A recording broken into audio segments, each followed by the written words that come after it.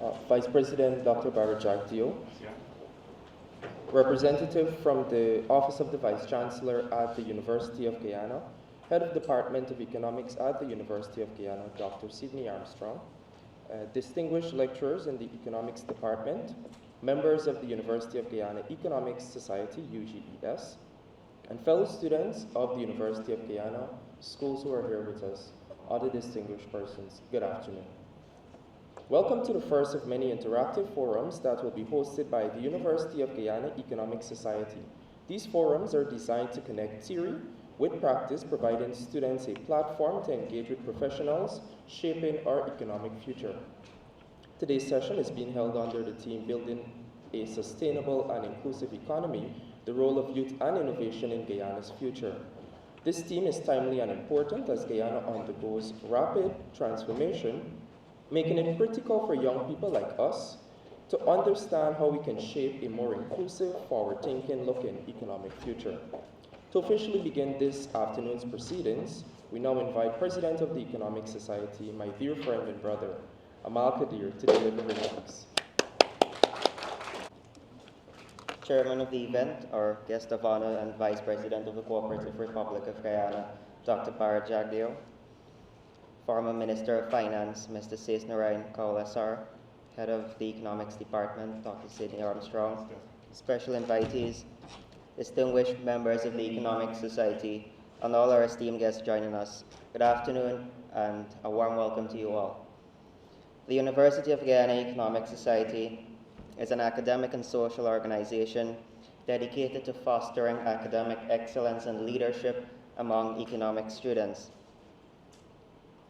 We are also committed to building meaningful engagement with national stakeholders in pursuit of this mission captured in our motto, nurturing future leaders, promoting economic development. It is truly an honor to serve as President of the Economic Society. This event comes as a product of our current discussion guest lecture series initiative, which aims to provide a platform for students, researchers, and policymakers to deepen their understanding of economic trends, policies, and challenges specific to Guyana, to offer researchers in the field an opportunity to share their researches or contributions to the field, and finally, to serve as a motivation for prospective and current economic students. In other words, there will be many more like this under this initiative with specific focus.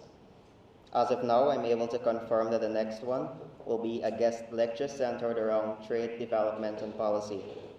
In a week or two from now, this initiative isn't just about presentations, it's about dialogue, because from dialogue comes understanding, and from understanding comes ideas, and from ideas comes the very policies that shape nations. Thanks to our dear Vice President, we are proud to inaugurate this series with an event of such significance and prestige. Moreover, it is an opportunity for our fellow youths present here today to gain insight into questions they may have, to engage directly with the Vice President himself, and to be inspired to drive meaningful change. On behalf of the Economic Society, I congratulate the Government of Guyana for their commendable achievements and efforts, in which, as a result, every segment of our society today is able to claim benefit. Just as we are obligated to critique shortcomings, we must also be fair in acknowledging progress. Progress in Guyana's case, without doubt. And this has come as a result of something easier said than done, keeping their promises and staying steadfast. When we heard about these promises in 2020, they were deemed ambitious, 20,000 scholarships, 50,000 house lots. But today we see that balance between ambition and reality, with efforts to ensure the initiatives are tailored to Guyana's economic, social, and political landscape. In closing, I would like to take a moment to express our deepest appreciation to our esteemed guest of honor. His unwavering commitment to public service and his dedication to the betterment of our nation have been evident throughout his career. From his tenure as Minister of Finance to serving as President, Dr. Jagdeo has led Guyana through some of its most challenging times. But what prevailed was a nation on a path of development and progress. We extend our sincere gratitude for his continuous leadership and for graciously supporting this event. With that said, enjoy the rest of the proceedings and back to the chair. And I know he has a very innovative team behind him, leading him and ensuring that this event and more of this event is executed. And so I think I just want to give, if you can give Mr. Kadir a round of applause for executing this. Now, my brief remark is in two parts here. First, I want to talk about what we're doing at the University of Guyana. And then secondly, I just want to set the context based on the theme. We are excited. We are excited to have, in fact, boast one of the most active student society at the University of Ghana. And this event is testimony to this. We have a bunch of diverse students working together, solving issues, coming up with solutions to some of the challenges that we face, and sharing some of our core principles, principles of collegiality, principles of respect, principle of tolerance. So we are excited to have such a bunch of students really pushing the department. In fact, they bridge the gap between us as lecturers and administrators and the students, and they've been doing a commendable job thus far. In the Department of Economics, in terms of research, we have been able to recently publish a new book at the department looking at the economic challenges of Guyana's 21st century post-colonial experience. Today, I've recently have acceptance of one of my paper that was published in the International Journal of Development Research titled How Social Inequality Affects Sustainable Development. There's a second book that our department is working on. So in terms of research, we have our hands very full. The department offers about 4 programs, elite programs, 2 at the undergrad level, the Bachelor's in Economics and the Bachelor's in Business Economics, and then we have the 2 master's degree. I think I would like to thank the government again for its commitment towards making education, I would say, affordable. The reason why I say that is because over the last couple of weeks, we've seen a significant increase in our application for our program. And I think this is largely as a result of making education affordable at the University of Ghana. I think we can give the government a round of applause for that. And so we have been doing our bit at the University of Ghana and will continue. Now, making my remarks brief again, heading into the second component, which is based on the theme, building a sustainable and inclusive economy, the roles of youth and innovation in Ghana's future. I think I would like to go a little back, 1987. The World Commission on Environment and Development published a report titled Our Common Future. In the report, they list 2 of the most important challenges that we're facing as a global community, which was the increasing poverty situation and the looming environmental crisis. And the Commission argued that to address these problems requires a sustainable development approach, to which they define as development that meets the needs of the current generation without compromising the future generation from meeting their needs.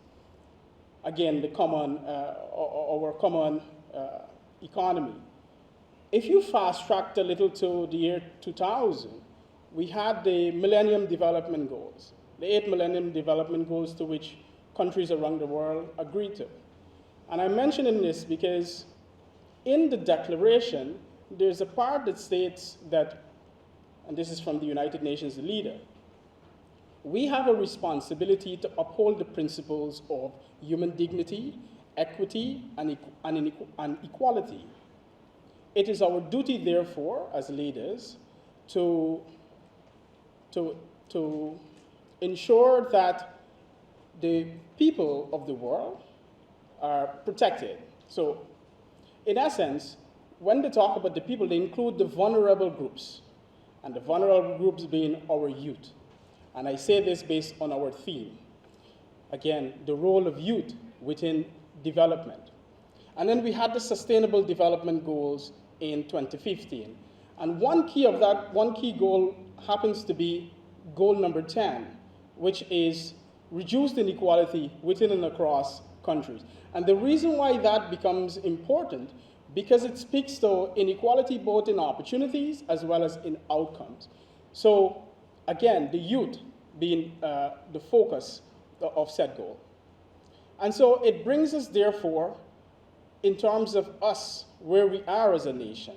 So the world, we have a history of showing support for certain big global challenges. Our country, Ghana, over the last few years, have experienced rapid economic growth. In fact, it's unprecedented. Nowhere, if you check the history in the world, you can find another country that has grown significantly as us. This growth has led to massive transformation, especially in infrastructure and transportation, and you can see it happening. But the argument is, how do we get individuals, youth, involved? It hurts me. It hurts me. When we open the papers or the social media and we see some youth got caught up in criminal activity, some youth got caught up in some bad thing, I argue that the basic requirement for development is an educated population, and the youth must be the central focus of such development. And so today, having this conversation about the role of youth in where we are today is necessary and important. More importantly, to have the policymaker here engaging us is even more paramount. And so, making my speech short, I want to ask you to take advantage of this. Put forward your question, put forward your comment. Let me hear from you in terms of how we can take Ghana forward, inclusive of the youth. With that, Mr. Chair, thank you. And I'll offer, again, I can't stay late, but I would say a good session with the discussion with the Vice President. Thank you. Thank you, Dr. Armstrong. And we will get right into... Thank you very much. I'm happy to be here to spend a few hours with you, talking through things that hopefully are very important to you and our country. So, Mr. Granham has been on my case for a while, comes to these press conferences, and he's been trying to secure a time for this to happen. And I've been very delinquent. And I want to thank him for his persistence, perseverance. Finally, I'm here. So, originally, they had me doing a lecture, and I think that sometimes lectures become too sterile. You can get a lot of the material from just reading what's published. I think a better way of getting to truths, and the truth might be different for different people, is through interaction. But at least we can understand each other and try to hopefully come to common grounds on issues. And one thing about policy is that people can see policy from different perspectives. So they may not have a unified view of policy and policy making. So I did not come here really to do a lecture, but just to share a few perspectives, particularly from a policymaker's angle of the challenges you face in transforming our country, achieving the goals that we've set ourselves. And I was pleased that you mentioned about the sustainable development approach and Millennium Development Goal. And I want to be controversial right at the beginning.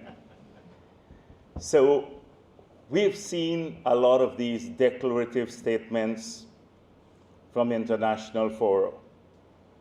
I think it has become an industry for these international groups, particularly the UN and the UN allied agencies, to put out reports and come up with all of these the lofty goals as to what we should aspire to.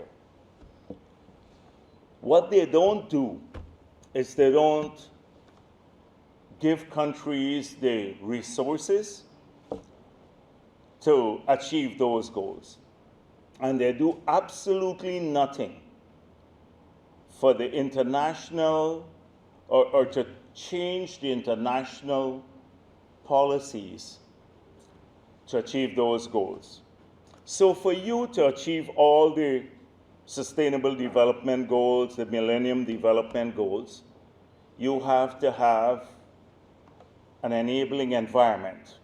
And if you examine the world trading system, you look at its evolution from the GATT days all the way to the WTO, you would see that it's stacked heavily in favor of the developed world.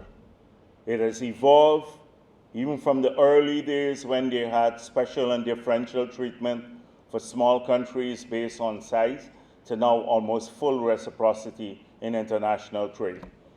I remember speaking on behalf of CARICOM when I was president to President Obama. Hillary Clinton was there. And I said to him, how are you going to help us to change the global trading system to ensure that countries that want to work hard, that they can do so and prosper? How do you expect a country like St. Kitts and Nevis, with 35,000 people, to compete with the United States of America on the same trade terms when in a single building in New York, more people work in that building than the entire population of that country? So clearly there is a room for preferences that do not distort global trade because they're so tiny in terms of volume as a percentage of global trade, but they're important for the developing world. Similarly, if you look at the world's financial system, you would look at resource flows, the IMF and the World Bank and the multilateral agencies. They have these structural adjustment policies that often focus more on stabilization rather than growth.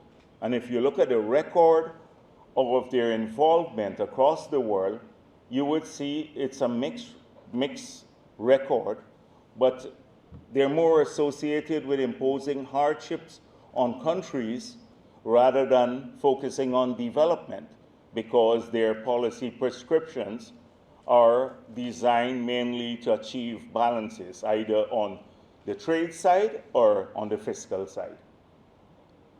And I can enumerate almost all the global systems.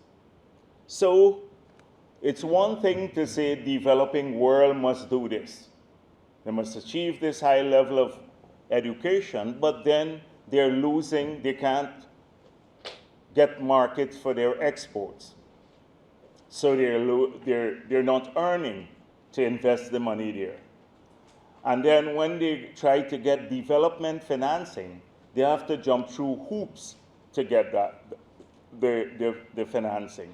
Take, for example, now, if we borrowed $200 million to resurface the road from Soesdijk to Linden, to upgrade the road because it's in a bad shape.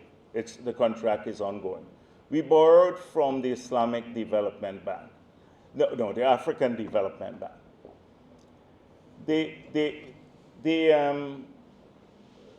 No, that's from the Islamic Development Bank. It's 5.9%, the interest rate. It took us almost 3 or 4 years to get to the stage of first disbursement because of their procedures. We can go now to a private institution and borrow at 4.2% because of the state of our finances. And you can get the funds available nearly immediately. You don't lose 3 years of development time. And so the point I'm making here is that sometimes, whilst recognizing the laws of economics, you can't get away from the laws of economics. Many people think you can do that. you have to also, in your mindset at the national level, be prepared to explore unorthodox approaches, not fall prey to the orthodoxy of international prescriptions. You have to be unorthodox in your approach to economics. And our history in Guyana, particularly in the People's Progressive Party, our history of policy making over a long period has focused a lot on working within the system, but using unorthodox approaches to solving national problems. And I want to trace with you a bit of this. I didn't want to do a lecture, but it's almost sounding as though I'm going in that direction. I wanted this to be more interactive, so I'm gonna truncate. But one thing for especially students of economics,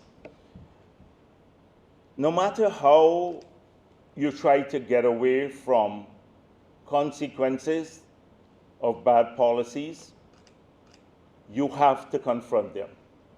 Bad policies lead to consequences. They have short-term consequences and long-term consequences. And if you don't have a long enough horizon in analyzing policies, you run away with, you get a ton of confusion. Let me give you an example of this now. When I go to my press conferences, every week people talk about exchange rate depreciation. So I speak about it. I say to them, we're in a very sensitive period where we don't want the rate to appreciate significantly because it could cause the phenomenon of the Dutch disease that we're trying to avoid. It will make a lot of our exports uncompetitive. And we don't want it to depreciate significantly because it can increase costs, right, drive up inflation. So we look at the overall system. So there may be shortages within banks, but when you look at the supply and demand of foreign currency in aggregate, the system is clearing because the central bank looks at it from that perspective. So I see, and we will intervene to ensure that the nominal exchange rate will not depreciate. So there is a whole debate now going on that, oh, Jagdeo should not be looking at this. What matters is the real exchange rate or the real effective exchange rate or the nominal effective exchange rate, all these theoretical terms. And people don't, so those are important variables. You have to examine them, look at the impact of inflation on nominal exchange rate. You have to look at the impact of trade balances and the weight of trade balances on trade. So those are important variables. But an economy doesn't move on real exchange rate or real effective exchange rate in the short run. They have to understand in economics, there's short run and long run. And so in the long run, a rate, if it's overvalued, when you calculate a real effective exchange rate or a real exchange rate, if it's overvalued, in the long run, it moves back to equilibrium. But in the short term, in the short run, everything is dependent on the nominal exchange rate. And we're dealing with the short run now. So I see a lot of the economists, professors, all of them talking about, oh, we should be looking at this and basically calculating real effective exchange rate, which is nonsense really, because 10 persons could calculate it and all 10 get different numbers because it depends on the weight that you assign to different, on the quality of your trade stats. and you can have variable quality. If you look at, like right now with the US, we have different import figures than into Guyana than they have. And it's different by $1 billion. So, just give me my coffee there, please. So, the point I'm making is that long versus short run. And you, as students of economics, you have to see things over longer periods. Because sometimes the variables are important, they move back into equilibrium over time. But policymakers often have to deal with short-run consequences. If we don't address that, now you can have a short-run impact on our exports or a short-term impact on inflation. So we will use the nominal exchange rate and act policy-wise on the basis of the nominal exchange rate.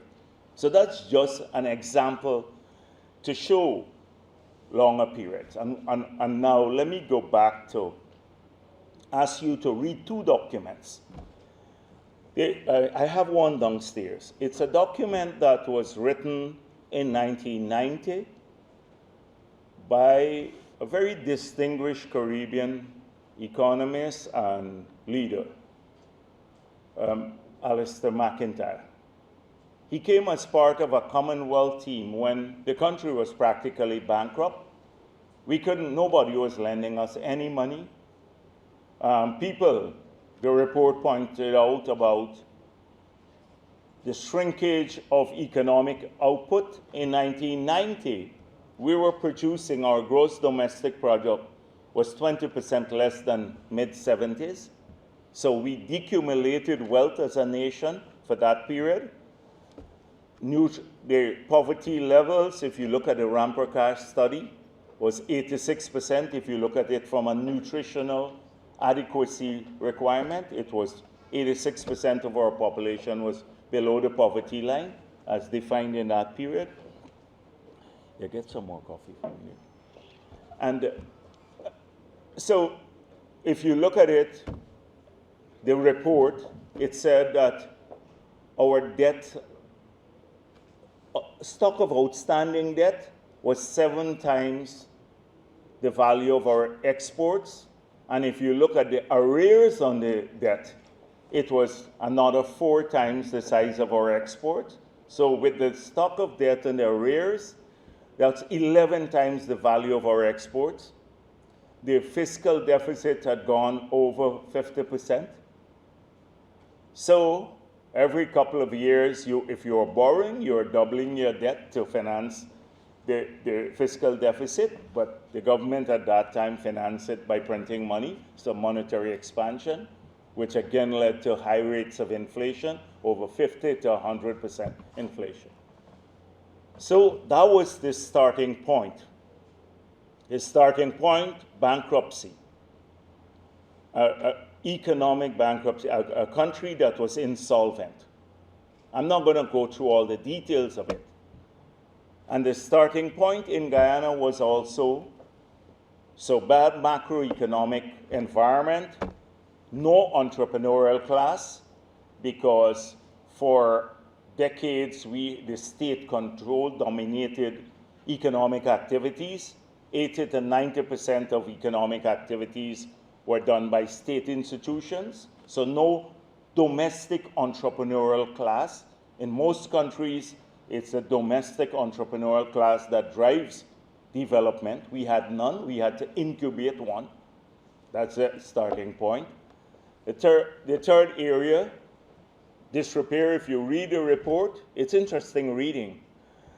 You would see that the entire country was the physical and the economic infrastructure, the physical, economic, social infrastructure were all in disrepair.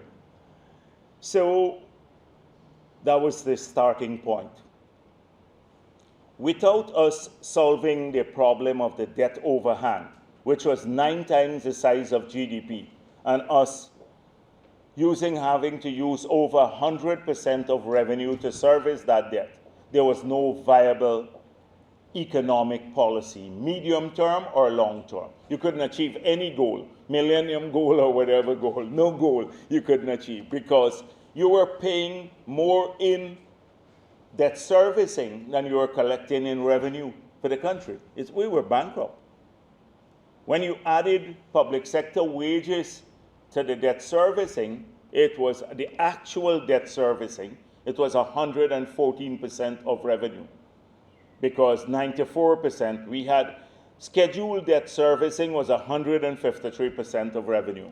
After getting the write-off was 94% actual. And then 20% of revenue went to public service wages and salaries. So those two things, you were borrowing to pay debts and wages. Where would you have found money to invest in roads, schools, any infrastructure, sea defenses, whatever else, without incurring more debt? And without, through a sustained period of policy making that most of you are too young to understand, very, very difficult circumstances in those days. Asghar was Minister of Finance at that time, too. Asghar is here. I was the junior minister, then I became, in '95, the minister. And then my entire presidency, that is what we had to contend with. We had to contend with very little money and huge demand from people, high expectations. Until today, we're still trying in economics, particularly behavioral economics. You need to study a bit of that. I think that's where we need much more work being done at the university and other places. But we still have that. So huge expectations, very little resources to meet the expectations. And then a country that had been divided since the colonial period, they deliberately divided our country along racial lines because they did not want us to get independence at the time, and that remained divided through the years of undemocratic rule. But we're now trying to bridge that divide.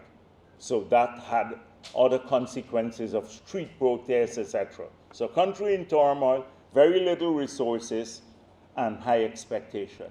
And within those three main variables, we built our economic strategy. And we outlined it in several documents. If you want to trace those documents from the National Development Strategy, the Poverty Reduction Strategy, then the Competitiveness Strategy, the Low Carbon Development Strategy. And each of those documents responded to evolving challenges. So when we had to address the impact of climate change, we came up with a new strategy, which was an existential threat. So we came up with a new strategy. So that is how you have to analyze the period that we've been in office, or policy making at the national level. By 2015, pre-oil, our debt had been reduced to the debt to GDP ratio, one of the lowest, well, among the lowest in all of the developed world, and one of the lowest in the entire world. It was about 40–45% of GDP, down from 900%. So that was pre-oil. And our servicing of that debt had plunged from 153% of revenue to about 10%, under 10% of revenue. And this was pre-oil. Today, it's like maybe our debt is about 16% of GDP. So definitely among the lowest in the world. We are using about 6% of revenue to service debt. So when you hear people think, oh, we're borrowing all of this money, you hear this a lot from the opposition. We have some of the lowest debt variables anywhere in the world now, coming down from that unsustainable period. So we're not burdening future generations with repaying that debt. We're not burdening them. That is what we had to work through. That burden that was a legacy bequeathed to us represented lost opportunities for development because we had to take care of it before you could have had any viable economic or sustainable strategy. And so these are some of the important things that when you sit as policymakers, when people go and make a comment on social media, they never look at things with long perspective. So someone goes and says, oh, the debt is high now. And they just say it nonsensically. You have a lot of nonsense that passes off as policy in social media or even from in the parliament. And every week we have to almost in a painstaking way go back over these things. It becomes boring, frankly speaking. I get tired of it. And the boredom shows. But if you're going to capture the minds of people, my big fear is that if we don't speak up enough about it, as boring as it is, then many people in an unsuspecting way, because they don't do their own research, particularly young people, they will actually subscribe and repeat the falsehoods. And then what will happen? You get caught up in a kind of populist form of policy making. The populist form of policy making where you do things for only today could never lead to a sustainable strategy. Because we've seen around the world, even with countries that are blessed with a lot of resources, how quickly their prosperity dissipates because of bad policy making or just focusing on today.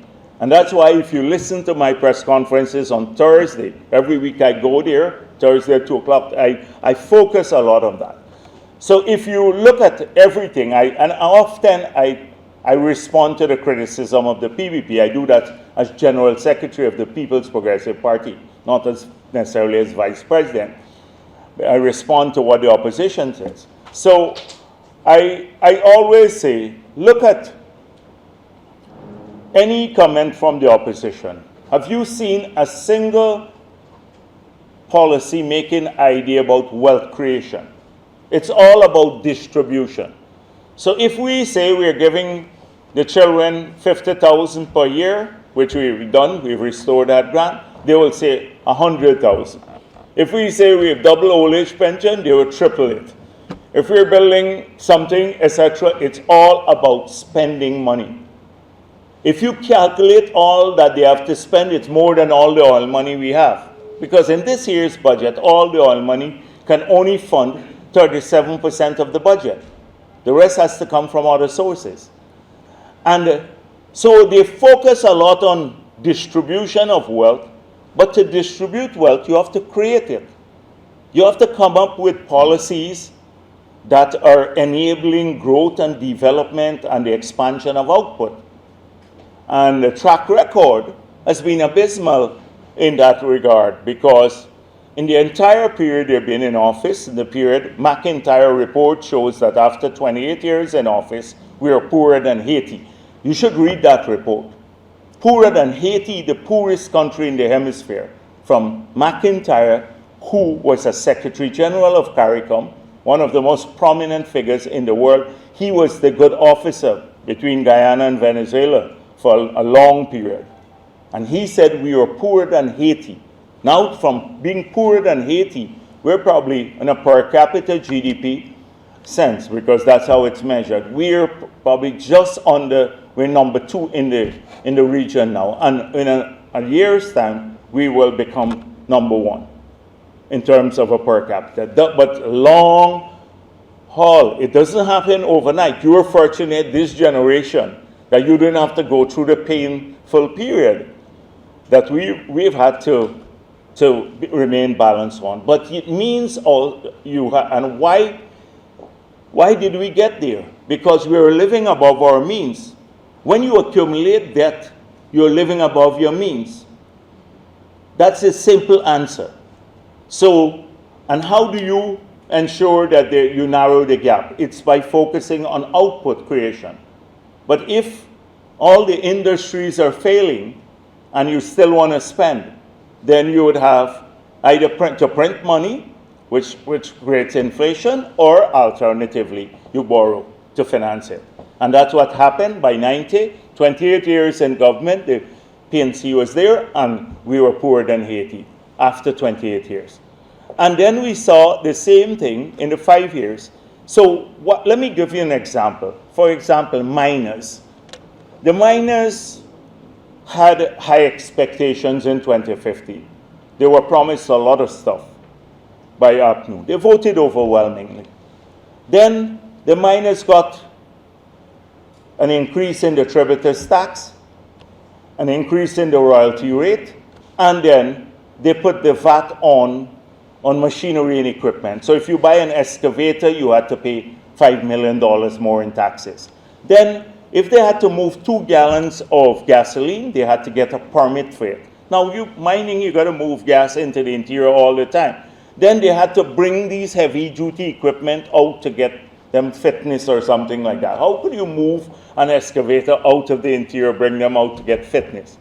Those 5 policies in a 5-year period by APNU practically choked off the mining sector, or significantly killed the momentum. So your policy making has to encourage output and production. When we got into office, when we built the Marriott, they said, oh, Jagdeo owned the project. Up to now, Glenn Lally, the crazy man, says, I own the hotel. I wish I did. But they said, APNU said they'll turn it into a hospital. They said it was a corrupt. It's one of the most profitable projects there. When I started that as president, most profitable. They were opposed to this building, the CARICOM building, the Berbice Bridge, everything that we built. But that's history. But economic history matters. That's one thing. Economic history matters, and it has not been written as well as the political history of the country. We have a lot that has been written about the political history, but very little about the economic history. So let me give you an example how we were stimulating investment. The first, we got into office COVID. We said the country is shut down. We said we have to reopen the country. We have to have a balanced policy. And we started reopening. And the 35,000 people that had lost their jobs because of the COVID, and those 35,000 before COVID, we said we have to get them back to work. But how are we going to, if we're going to expand the economy, how are we going to get more rooms to ensure tourism grows and to accommodate the new economic buzz that's happening in Guyana? So we put out a notice, and we said, anyone who wants to build a hotel, we'd try to assist with the land. We'll give you a 10 years tax holiday. We'd allow you to repatriate your dividends or even your borrowing without the withholding tax, paying the withholding tax.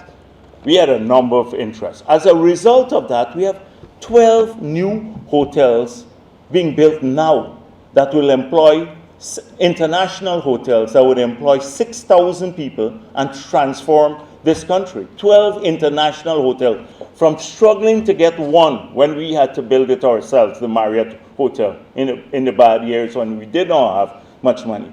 It's simply ensuring you create the enabling environment for investment growth. And that hotel now, look, if you go to the Marriott, who runs it? It's our people, basically, 90% run, although Marriott has a management contract. 90% of the people in there are our people. And so this is the kind of thing. Creation of and having a policy making sure that you don't fall prey to populist demand. Some people try because they look for votes all the time, so they would not take the tough questions. They would say, oh, we will give you cash grant of $1 billion a year, like Clive Thomas, who was an economist from UGES and all of that, one time suggested we gave each family $5,000 US. This was in 2019.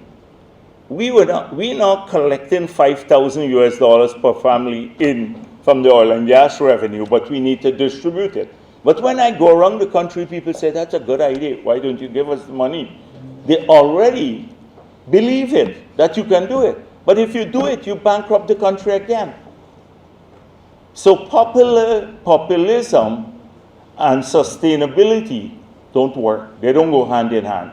And you, as young people studying economics, I hope you don't fall prey to this, because too often, and that's part of educating our young people that you spoke of, educating young people, because a lot of their outlook is fashioned through different medium, which is a populist medium like TikTok or Facebook or Instagram.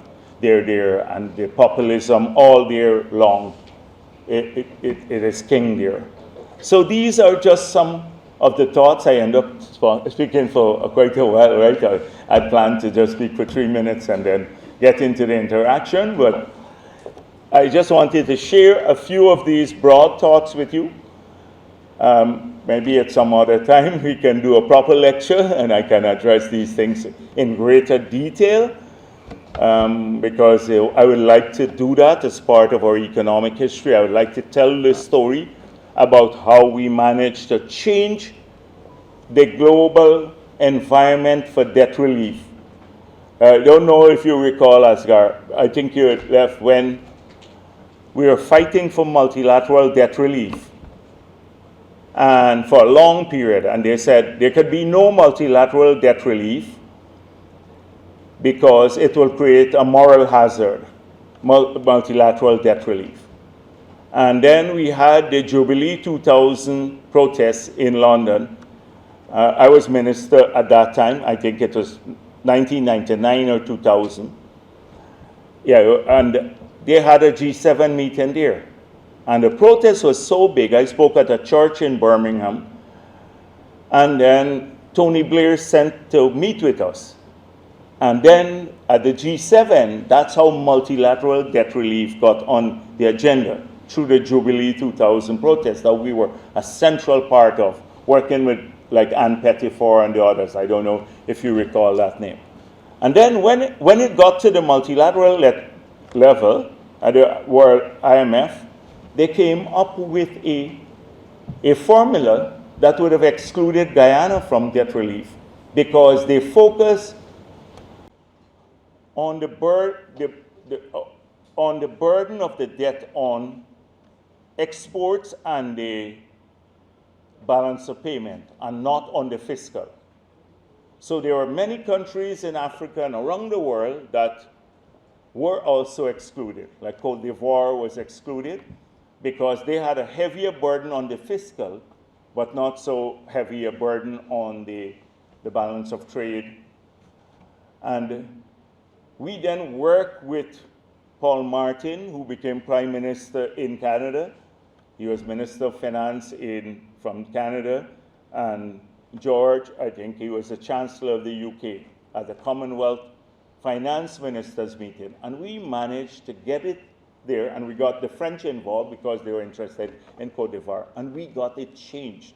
Guyana led the advocacy, and they changed the formula to include those countries that were fiscally stressed.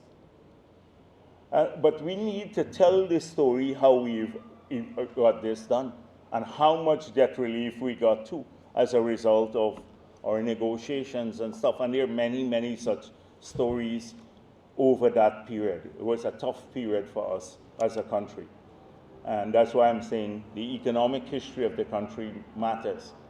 And at some stage, it will be a good topic for you to research and write on, a lot of it. People just go to now when they write about it, they just go and pick up all of these IMF structural adjustment reports and write. That's not. Those are structural adjustment programs. That's not where the real economics is done. So thank you very much for here, and let's take let's deal with the discussions now. As many questions and on anything, on economics, on politics, on wherever, anything in government or in the PPP. You can ask me anything you wish. There's nothing, corruption, anything you want to talk about. I'm open to talk about anything. You ask, feel free. You can talk whatever. Raise any issue you want to. And if you want me to follow up on anything personally, My staff is here, we can follow up. Give them your name and number, you'll get a call from the office of the president.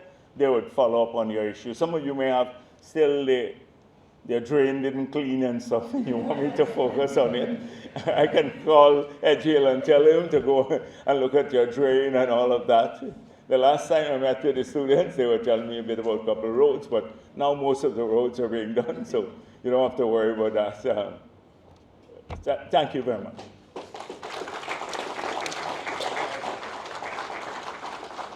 It's a great privilege to be here, and I'll just be so we can share our concerns and also ask questions and get direct feedback. My question is somewhat deviating from the main theme of the discussion so far, which has been economic based, and my concern is more so on the social aspect. Now, while I acknowledge that we have a significant amount of centralized initiatives that target social ills in our country, my question, stemming from that acknowledgement, is whether or not there are plans to establish community-based and sustained programs that target these social ills. Because the reality is a lot of times we have programs that target social ills in communities, but they're done in the form of outreaches. And while outreaches are successful, they cannot compare to sustained programs, such as things that deal with reformation of offenders, things that deal with providing gender-based support for men and women in different areas that they need, even economic empowerment as well. So that's my question to start. Okay. So that's a very, very important question. There are some things that the government can do well. And I think the government needs to clearly define that role and stick with it. And then create space for other groups in society to deal with other things. So for example, when I was president, we started working in Georgetown. We had a lot of people on the street, living on the street. So we built that facility, the Hugo Chavez Center in Region 5, to move people off the street. And then the night shelter, I met with the young people who were living on the street, lots of kids. And I said to them, if I were to, because they came from families that were broken and many times they don't want to go home, so they're living on the street. I said to them, if we were to put you, I put you in a school where you can stay there. You get all your meals and we take care of your entire education. Will you go there? And they said to me, no, the street nice. Right? So we ended up doing a drop-in center to allow them to come there, get a bath, meal, and then go back on the street because they would run away. They saw this as a government imprisoning them basically by putting them in schools.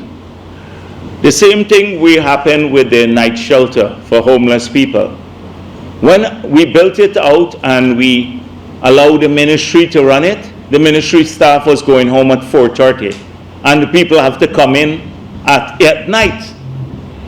So there is a role for the non-governmental organizations to occupy a lot of these social type of services. Yesterday at my press conference, I spoke about two organizations that we supported. When we got into office, there was Blossom Inc. and Child Link that were doing a lot of work, forensic audits with kids who have been abused, etc. We've increased their subvention enormously, so now they can provide those services. We have increased the subvention for legal aid, and now we've expanded it to other regions. So we don't provide it, but we make a subvention available to the agencies that provide the services. The Guyana Society for the Prevention of Cruelty Against Animals, they met with me last year. They had a subvention of $700,000. In this year, it's gone to $15 million.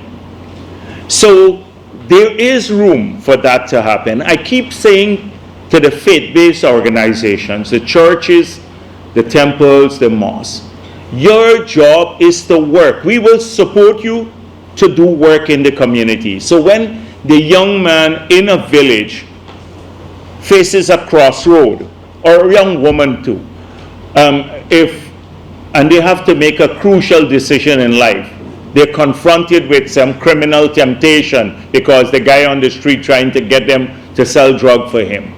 The faith-based leaders, because in every community we have either a church, a temple, or a mosque, or all of them. They should be there, and we're prepared to support their outreach, not to get a government worker to go there. Often they don't work with the same way, the heart. They work more with the head. They want to go home at 4:30 and stuff like that. They're good government workers too, you know?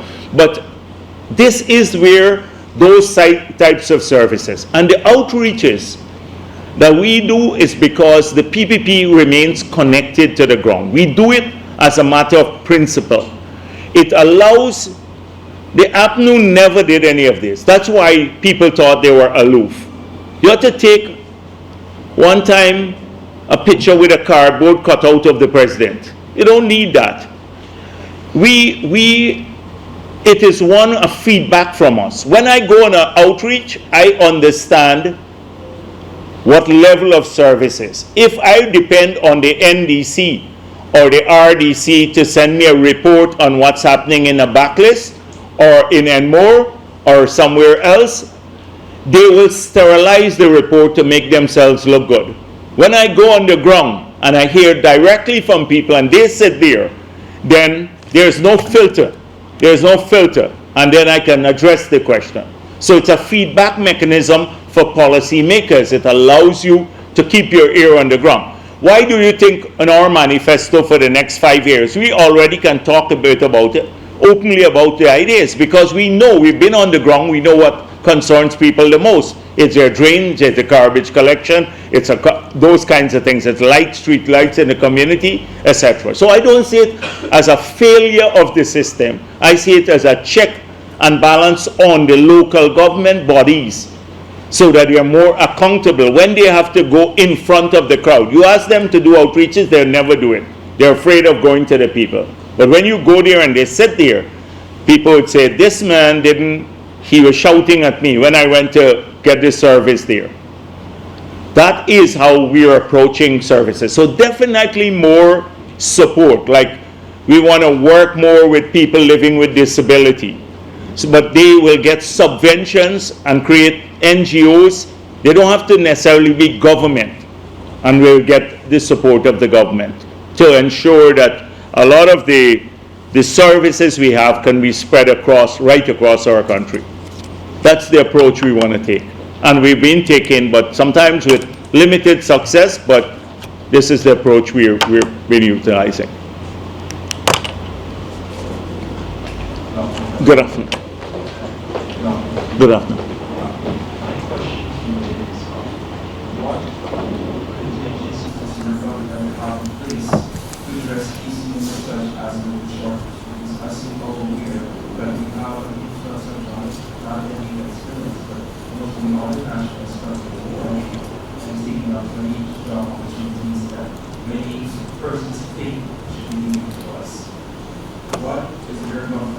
Yeah, but you just asked me two conflicting questions there. You said, what are we going to do, or contingency for labor shortages? And then on the other hand, people coming in to take up our jobs, right? So you know they're conflicting, right? So I'll deal with both. I'll deal with both, by the way, yeah.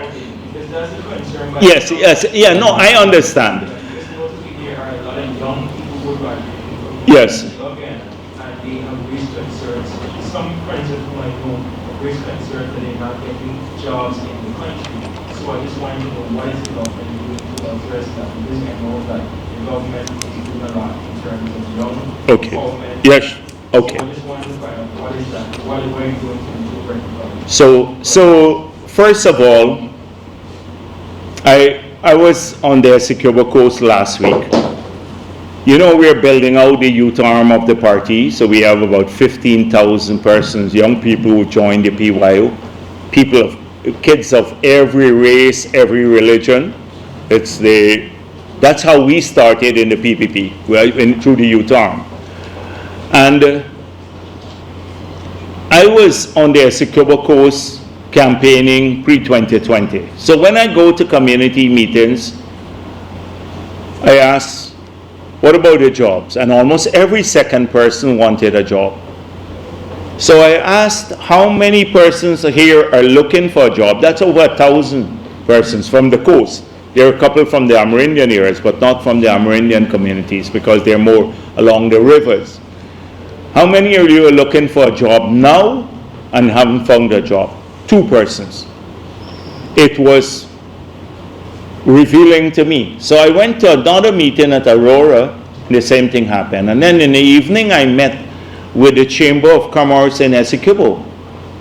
And they said to me, we're prepared to build facilities here that even with the Venezuelan influx, and a lot live on Essequibo, a lot of Guyanese too. When I say Venezuelan, a significant part of these are our people who fled Guyana. The same hard economic times when you could go to jail for eating bread. Many of you wouldn't know that. But we went through that in Guyana. You go to jail, you became a criminal if you ate bread. I hope you read that part of our economic history, because a lot of young people don't know that.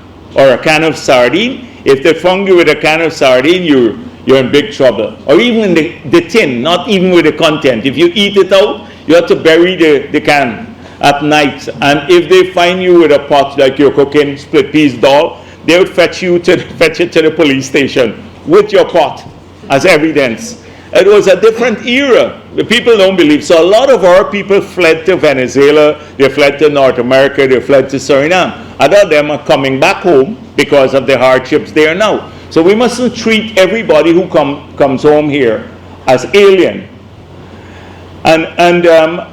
So even with that, they said, we don't have jobs, and we don't have people to work.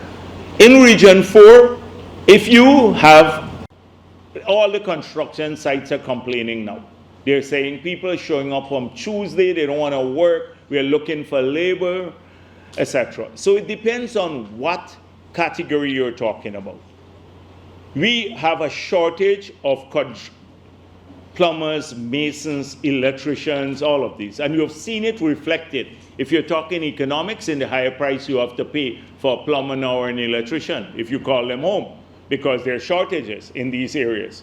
That is why outside of the 30,000 scholarships through the GOLD program and making university free, we also did about 20,000 persons who are trained in TechVox skills by Minister Hamilton and the Vindhya Prasad through the WIN program.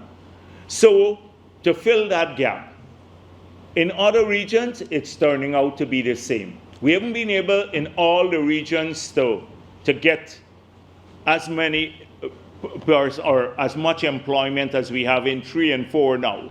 So some of the hinterland regions, but we are faced with labor shortages in many skill areas.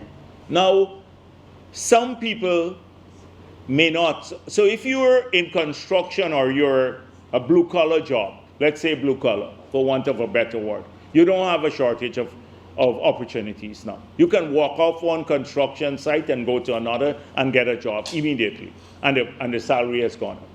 If you start transitioning now to white collar, a lot of this is dependent too now on what you study. And this is going to be vital in the future, because if you're an accountant or somebody now in technology or an engineer, then immediately you're mopped up by everyone. Government, the private companies, oil and gas sector, etc. Now, if you study something else, then it becomes slightly harder. And so the choice of career will have to shift to where the opportunities are.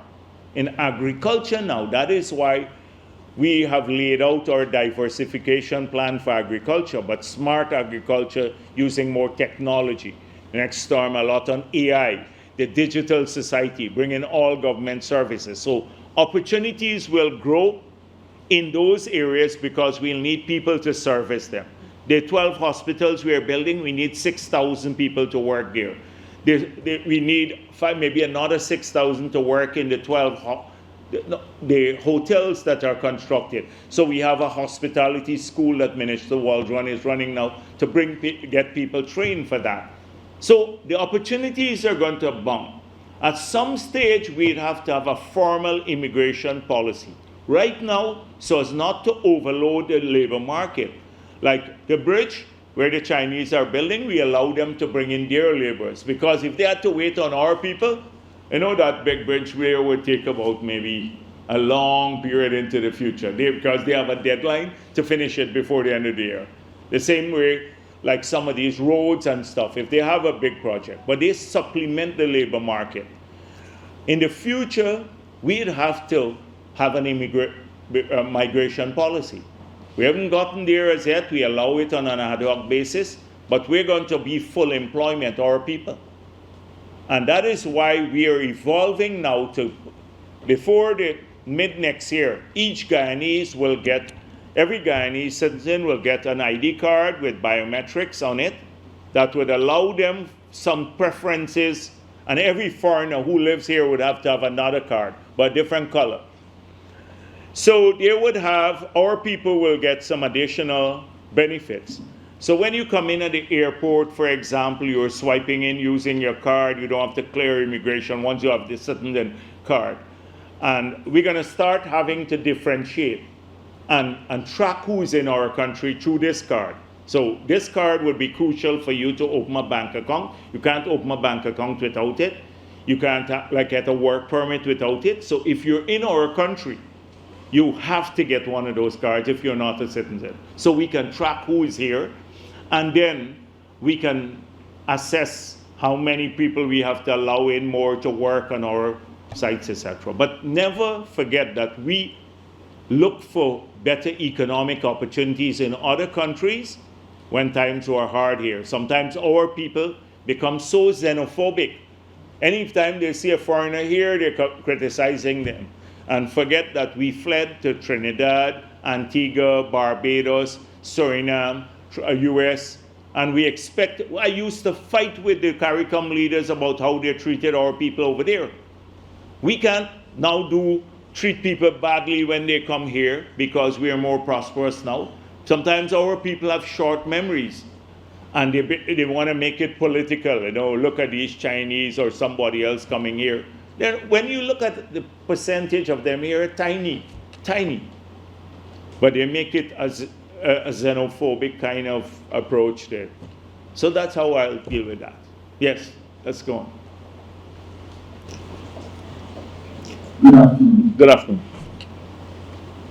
All right. Hey, good to know where you're from too and stuff. Right, yes, all of the people, right? Which? St. Rosie's High School. High school, okay, right, good. Well, I'm not an economics teacher, I teach mathematics. Okay, no problem. Mathematics is vital too. Vital for everything. For economics.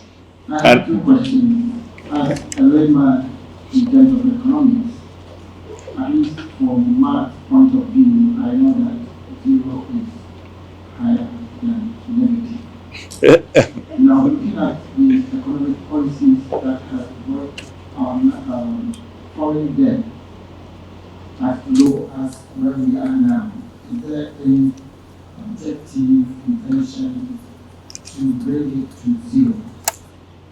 That is my first question. The next question is this oil that we are having now.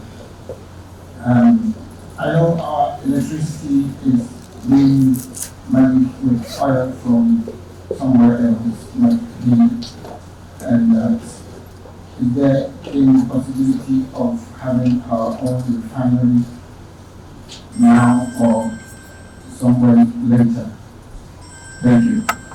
With this 75% of the revenue going to amortize the investment made by the oil and gas companies, we are not going to see the revenue at any great magnitude in the early period of the agreement. It will come towards the latter part of the agreement. So we anticipate once the cost bank is paid off, you'll see a steep rise in revenue. We have made it clear that at that stage, we have a formula now enshrined in the Natural Resources Fund Act, that a significant part of the revenue will be saved for future generations. We believe at those magnitude that they will remain with the government, we could significantly bring our budget deficit down to near zero, or the budget deficit down to zero, and that's the starting point. Because if the deficit comes to zero and you can accommodate your capital and your recurrent programs, then there is no need to borrow. So it revolves around the fiscal deficit. And what will happen is that when you build a power plant, we are doing the heavy lifting in the early period. If you build a bridge across the Demerara River, you don't need to build it again. When we build the highways, we don't need to build them again. So right now you see a steep increase in our capital expenditure. But in future years, it would fall off. When we complete building all the hospitals by next year, the 12 hospitals, and rehabilitating the others, we don't need that big expenditure in the budget. So our capital expenditure in the budget would fall off. Right now, that's the biggest growth in the budget, the capital expenditure. We are in a big program to build out. We now are building 400 bridges, all the bridges to Lethem across the river in Linden, 4-lane there, here, Berbice Bridge, 4-lane across in Berbice from New Amsterdam all the way to Molson Creek. And we're doing it now with and still bringing down our debt in relation to GDP. When those are completed, and they don't have to be on the budget, just imagine what will happen. So that's how I anticipate we'll address that issue. But having zero debt is not a virtue in itself. If you can borrow cheaper than the alternate cost of capital, except if it's from revenue sources, and the return on your investment is higher than the rate at which you borrow, then it's good to borrow. That's how people make money. They borrow, private sector, they go and borrow, they make money, they invest in something, they get a 20% return, and then they pay back the bank a 10% interest, and they make money. So borrowing is not bad by itself, but if you borrow to eat, that's a different problem. Then if you borrow to invest and make money, it's a good thing, right? Because then you create wealth for yourself, and that's what we're trying to instill. If you look at my press conferences again, I focus heavily on what the next term will be like, and a big focus on economic and financial empowerment. I spoke about financial literacy and the instruments we want to put in place so every Guyanese could invest, taking the most lucrative opportunities from a revenue perspective in government, and putting them in investment vehicles like bonds or shares, etc. And then underwriting or guaranteeing a return on these investments and allowing people to invest in this, our people, Guyanese, at every level, even putting caps so that people who have small sums of money can also benefit from these returns. So that's one of the things we're working on. Then a development finance bank so that small business could start getting loans at lower interest rates, etc. The reason that was done is when we got in Asgar, you know, we had 8 institutions under COFA and other places when we got into office in the 90s, and all were bankrupt. And we managed to disengage from those institutions without any cost to the Treasury, unlike Jamaica, which added $3 billion nearly of debt to the Treasury because of the financial problems they had. And that, in Jamaica, they had almost 2 decades of lost growth because of having to deal with that debt overhang. So that's very important. But borrowing in itself is not inherently bad. It's how you use the money. The other one is oil. And so right now, you have to maximize your return from the investments for the country. So the reason we were looking at greater flows to Guyana, the agreement that APNU signed stacked it in favor of the companies. So we said, here are a few things we will do without renegotiating the agreement. The first 50 million cubic of gas will come in free. So that will go to a power plant and we'll generate 300, that's under construction, 300 megawatts of power that when completed next year would cut the electricity bill by 50% and generate cooking gas 4 times or 3 times the amount that we're consuming as a country, so we can start exporting. That is one benefit, by getting 50 million cubic of gas free to the site, delivered there, which allows us to do that. The second thing is that we passed the local content law. So they were bringing in companies from Trinidad and all of over the world, French companies to supply food, security services, etc. Under the new law we passed, they can only rent from Guyanese dwelling or offices. It's a huge sum of money. They can only hire transportation services from Guyanese. We don't need foreigners to come in and provide that. Cleaning services, security services, a whole range of things. Last year, it led to about $700 million of business to over 1,000 Guyanese companies that had registered. That's why people are coming back home. People who never wanted to come to Guyana and looking for a passport, they migrated their children, etc. They're all at the passport office now. Because now there's a benefit to doing that, because you can then, if you had a company in New York and it's Guyanese owned, they're coming to register here and they're getting benefits. So clearly on this, our approach is to maximize benefits. We now have a new PSA that would allow us to do that for future development. We're working on a gas project now that will monetize the gas, the associated gas, and some other gas fields that we have to bring benefits to Guyana. So from the refinery perspective, what benefit will that bring to Guyana? We can sell our oil now and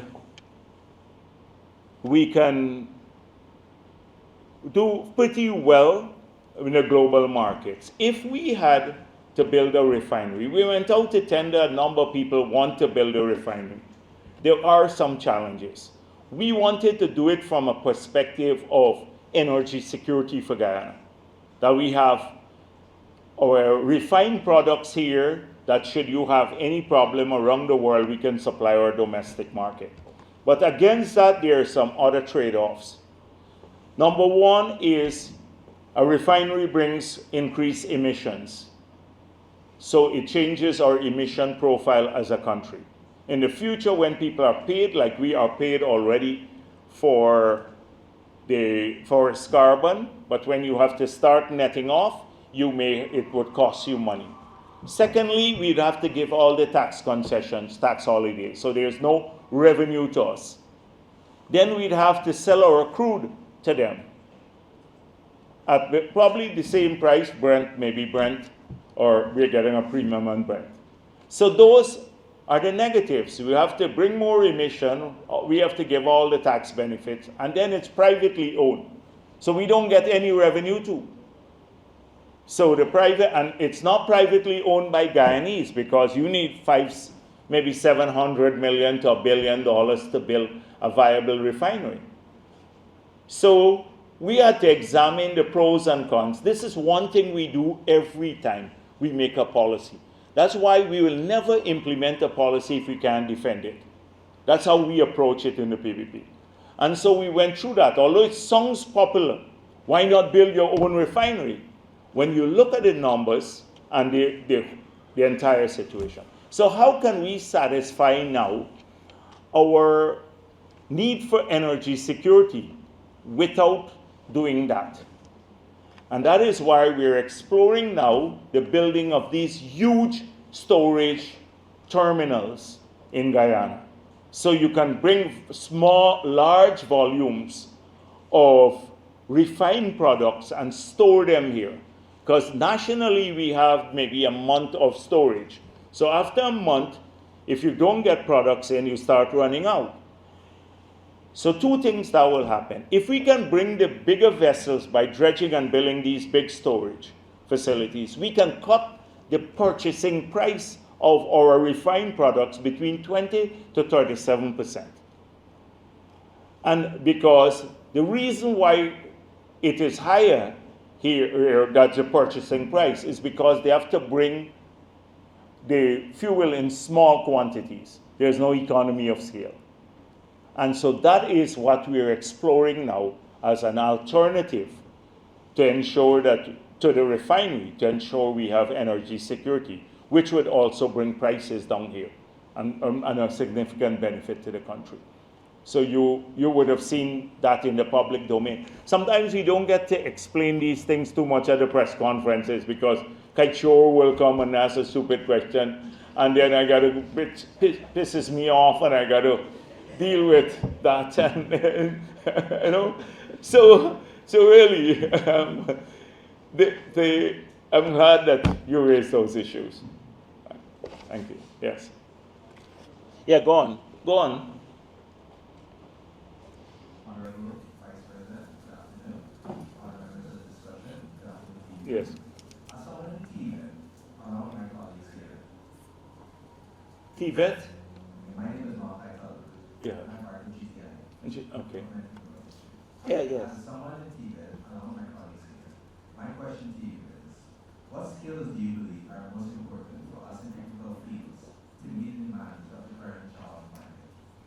All right. So in that area, I would think, let me tell you the sectors that we are focusing on in the future. So clearly in the financial side,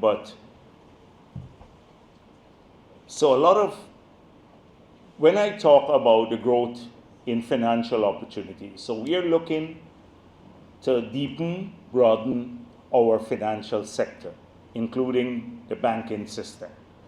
So introduce technology into banking, to utilize the funds more in the credit unions or create opportunities there.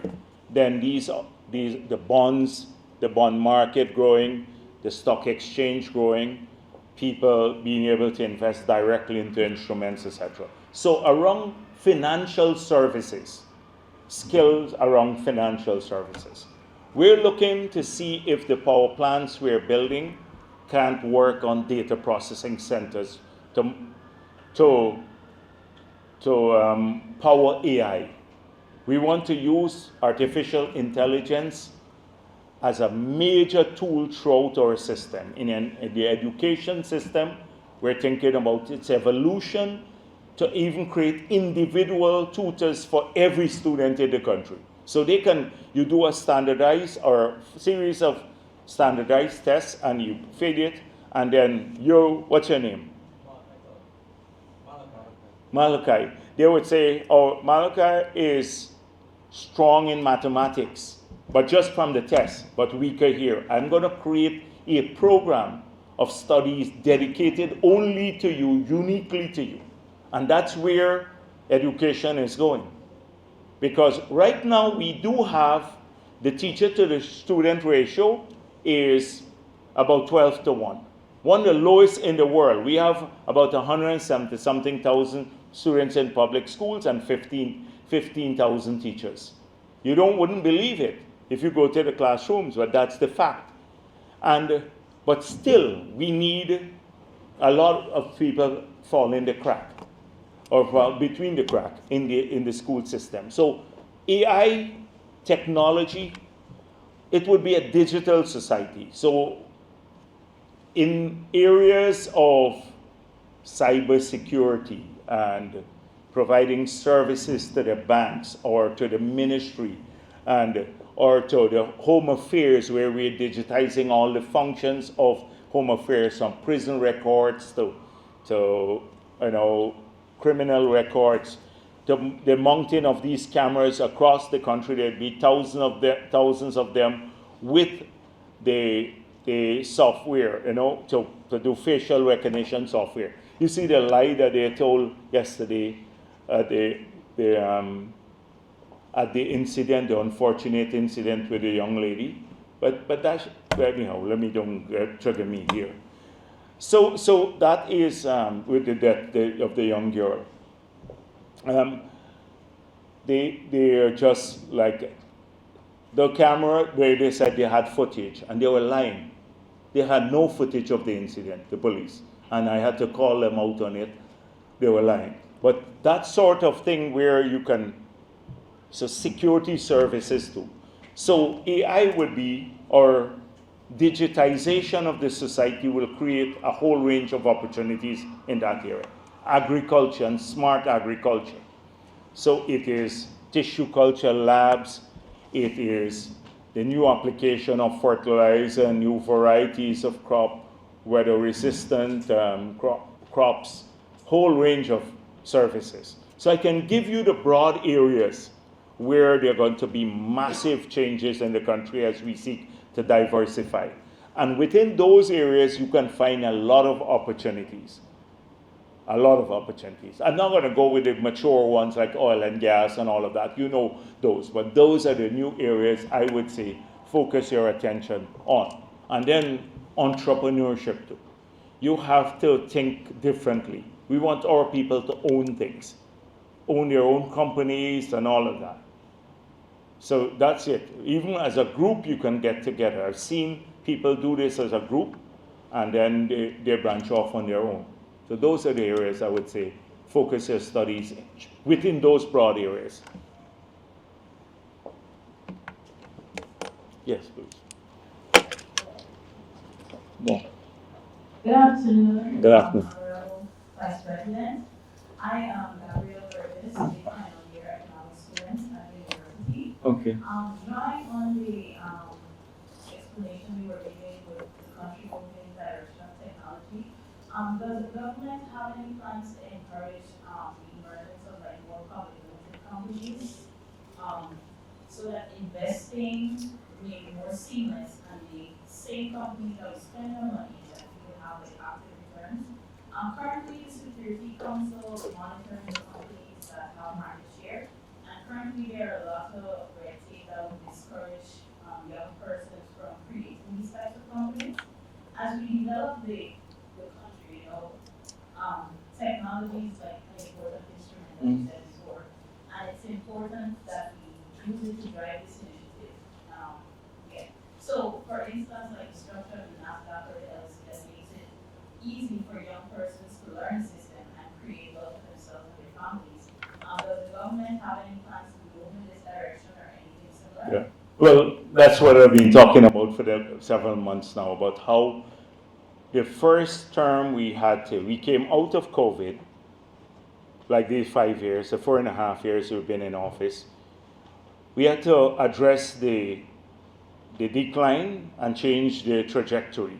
So we are going this way, we change the trajectory back on economic growth, massive infrastructure development, a lot of the mundane things, focusing on the power plants, etc. The next term in office would have to focus on the qualitative issues in people's lives, quality issues, including investments, and that's why I spoke at length at my press conferences about the same point you're making. So like one time, Mr. Reed, Clifford Reed, spoke about the stock exchange. They're not getting on the exchange. That the shares are not traded, and the prices on their exchange don't reflect the power of the company. And I had to explain to people that the stock exchange is privately owned. People don't know that in Guyana. 99%, even some policymakers, people who sat in parliament when the law was passed, they didn't even know that the stock exchange is privately owned in New York. There's NASDAQ and all these places, they're right, the New York Stock Exchange, they are privately owned. We own the Securities Council, which is the regulatory body. And so then the Stock Exchange said, issued a statement and said, Clifford, the banks didn't want to pay the fee to list on the exchange. They're not on the exchange. So they don't have. The problem with growing a stock exchange here is that we have very few public companies. I don't mean government companies. I mean public company is defined by the number of shareholders you have. So it's a private company, but it could be private or public, but all privately owned. So, and the reason why that happened historically is people don't want, when you're a public company, you're required to meet some transparency, they have some transparency requirements, because you're talking about many small shareholders, that they're unwilling to share that information. On private companies, if you have a private limited liability company, a lot of people can expense everything. They go and meet their girlfriend, they put it as company expense, or something like that. In a public company, you can't do that, right? So that's why they don't want to go to the public company model. So you need that to have a big stock exchange. But then how can government, by creating more opportunities, help the growth of the stock market? And that is what we've been exploring, and that's what we said we'll focus on. So definitely a lot of this will be done. And then if there are hurdles to entrance, there are regulatory hurdles to entrance, then we will adjust those hurdles. And we want to create a system of incentives and disincentives. So if you're a public company, you could probably get a break on maybe your taxes, a little lower taxes than a private company. So maybe that would encourage people to go in that direction. We'd have to explore all the policies. Yeah, go ahead. Good afternoon, Dr. Jagdeo. I have two questions about the maritime and the offshore. So where are you from? My name is Bernard. I'm from Russia. I'm a young offshore worker. Oh, you're an offshore worker. So, okay, all right. So okay. So, as you may or may not know, offshore workers work on a rotational basis. Yeah. So we don't work 365 days a week. Well, get a second job when you come on here, right? That's it. Get a second job. That's why we said on your second job, now part of your income would be tax-free, because we recognize people like you need to work a second job. Yeah, but the problem is the commitment issues. They say that if you have to go on a short notice or something like that. Well then, but that's your thing. You can find a second job. So what do you want, the government to mind you in the next 6 months? I'm just joking, right? When you come on, relax at home, you work 6 months offshore. So, yes, sorry, go on, yeah. The point I wanted to make is that the tax system is catered for civilians that work 365 days a year. The problem is that we only work on a rotation. No, the tax system is catered. If you work, right, yes. So the thing is that's why we said second jobs, you have part of your income tax-free. And that was in this year's budget. Over time, you work up to $50,000 a month over time, you don't pay taxes. So we can look at it and examine it, but we can't evolve a whole taxation system to meet a few individual needs. But we look at it because we are changing the system to encourage work, but you don't want it to penalize people too. So we'd examine it. But I would say find a job that you can work from home, where you don't have to go out physically, that is flexible enough that would allow you in the 6 months. You don't want to be relaxing at home in the 6 months when you're here. You want to do something. It's not necessarily 6 months straight. It's like 6 weeks on and then 6 weeks home, 4 weeks on, 4 weeks home. Yes, that's what I'm saying. So in the 4 weeks off when you're home, that's a month. Then you do something else too. And you have a job that can, maybe your own business that can function without you being there for a while, and when you come back, you have another worker and working on your own business. You have to be creative. That's our people are smart people. They can think through these things. I'm sure you're already doing other things. You're already doing other things, right? What are you doing when you're home? 6 months? You sit at home 6 months? So well then, what do you do when you come home for 6 months? Helping the parents and supervising my young sister, children, whatever. Yeah. Well then, that's good. No active second employment at the moment. Okay, all right. You want to work when you come? I'll find a job for you for the 6 months. I will find something for you to do in the 6 months. Can't see tickets. I can help Mara. Mara needs people like me with the experience. Yeah, well, then we'd find a work with you. That's precisely what I'm saying. Find another job, right? Yes. So we'll take your name, okay? The second question: What is the government's plan to facilitate offshore workers voting in the next election? Oh, that would be GCOM matter. And you know that's not a PPP issue. GCOM runs the elections. We are a participant in the elections. We'd ask them to look into it, but that's a GCOM issue. They deal with that sort of thing. I got a question. Huh? I got a question. Okay, you can ask your question too. Not from Starbucks News today, though, right? All right. Okay. All right then. Well, good. Thank you. Good afternoon. And my question is, in pursuit of wealth, especially from the oil sector, I was wondering what are the government's plans so that the new economic growth that we've already experienced and we will continue to experience doesn't compromise our environmental, social, and political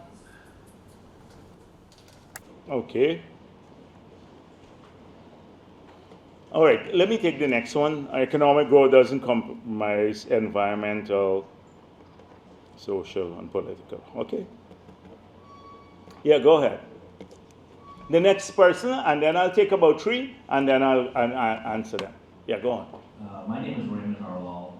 I'm retired Chinese and former student of UGES. Oh, okay. So I thought you crashed it as a migrant here or forum. All right, that's good. That's good enough, right? No. Fine. Go on. Sorry. Because of yesterday's conference, I was looking at you online, and you mentioned you'll be here. So Okay. I said it's great to have an interaction with you. Mm-hmm. So I want to thank you for your time. Especially, I want to applaud you for bringing us up from the poorest country to one of the richest now, which is why I could leave Canada and the US to come back here.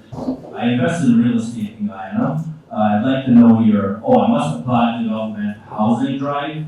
Thus, that one initiative is making a lot of Guyanese wealthy.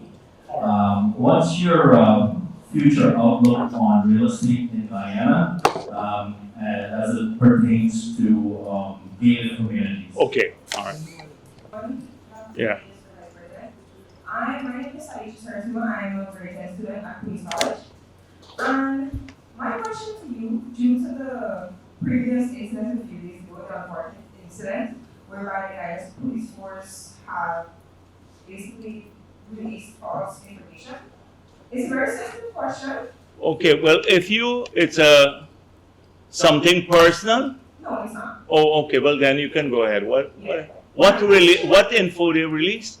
Pardon? You said they released some info? No, I said Yesterday. Oh, on yesterday's event? Yes, when they released false information. Yeah, exactly. Oh, go ahead. Yeah, my question is not a personal question. No. My question was, how would the government plan to invest in the integrity and loyalty to the nation into first responders, not specifically the Guyana police force, but all first responders? We've had many incidents whereby the firefighters and the ambulance, they take a while to respond to citizens, and also the incident previously with the Guyana police force. How would you? Sure, I got the point, yes. Okay, thank you. Yes, I'm ready, yeah. And then I'll answer. My question is, my name is Khadija Faye. I'm an economics student at the University of Guyana. I'm also the UGES current junior vice president. And given the importance of the industrial clusters, I would like to know in relation to manufacturing industries, what are we looking to develop locally? With the gas to shore project that you mentioned, expecting to reduce our energy costs, how does the government plan to empower local entrepreneurs with the knowledge, skills, and know-how in order to build up our manufacturing sector, especially considering that we have not such a strong manufacturing base, and without also giving the upper hand to our multinational corporations? All right, let me address these issues. Starting from the last question. So clearly, there are limitations as to what we can do as a country. We can't become a major manufacturing hub to compete with China because of several factors. And the biggest constraining factor in Guyana would be number of people. We have a tight labor market for our people, and often the type of manufacturing that people think of require large numbers of people. So we have to pick the areas carefully. We do have to add value to a lot of what we do in Guyana, so some form of manufacturing, but it has to be based on areas where we have a specific advantage over other countries. So that's the first thing, the choice of the areas and assisting people with choosing those areas. The gas to energy project would reduce energy costs. But we have, if we're going to create a manufacturing sector for a small domestic market, it becomes harder for it to achieve economies of scale. So you want to export some of your products. But the freight rate now is very high because we don't have a deep water harbor, because of our particular geography where we have a shallow sloping continental shelf. The big vessels can't come direct close to our coast, unlike many of the small islands. So that's why next term we are saying we need a large port that can bring in the biggest vessels in the world, that would allow us to act as a economic hub for places like northern Brazil, Suriname, and back into the Caribbean, re-export into the Caribbean, but would also influence heavily our manufacturing competitiveness globally. That's the second thing that we want to do. Then the innovation hubs that if you listen to the press conference, already you've been talking extensively about regionalizing innovation and support hubs to work with the manufacturers, the small businesses, etc. The fourth area is financing. That is, we're going to establish a development bank, basically, or a financial institution. So finances. So these are just some of the ways. We've already started co-investing. Let me give you an example. In the Blackbush Polder area, we're producing a lot of products. So we wanted, the farmers can't get the products all the way to Georgetown, and then the middlemen use up most of the money. By the time the products get to Georgetown, or the produce get to Georgetown, the prices are more than double what the farmers get when it gets to the market. So we built a small building, and then Umami, I don't know, you know the pepper sauce guy and stuff like that, they're now running that show. And they're buying the produce from the farmers. So our investment was co-investing. We built the building, but they're running it now. And so we're prepared to do a lot of that. A lot of the call centers that we're building, 2 in Essequibo, 2 in Berbice, 2 in Region 5, we are building the buildings and then getting people to operate, like what we did in Linden. Even when I was president, we did that. So some co-investing, including in manufacturing sector. So I don't want, it's going to take, if I had to talk about our plans for each of these sectors, it would take me like an hour each, because it's really, we have a lot of in-depth plans for the growth in all of these areas. But we have to be careful about picking the right things too. Because if you don't pick the right things, you can't compete. If we start producing tiles, for example, a lot of people want to go and produce tiles, they tell me at the IST. You will get out-competed immediately. Even with a high tariff, tiles coming from Brazil or China would just kill you. And so, major thing. And to get our people involved too. That is why the multilateral companies, you might need them to create some market. So another project I was working on is on the border with Suriname. The farmers there have about 40,000 acres of land in some crops. And with Gaisuko at Skelton, which was closed by APNU, we have another 26,000 acres. So we want to create an agro-industrial hub there that would see manufacturing and everything for export using the Quarantine River. We may need some foreigners to create the market, but a significant part of the opportunities will go to our people.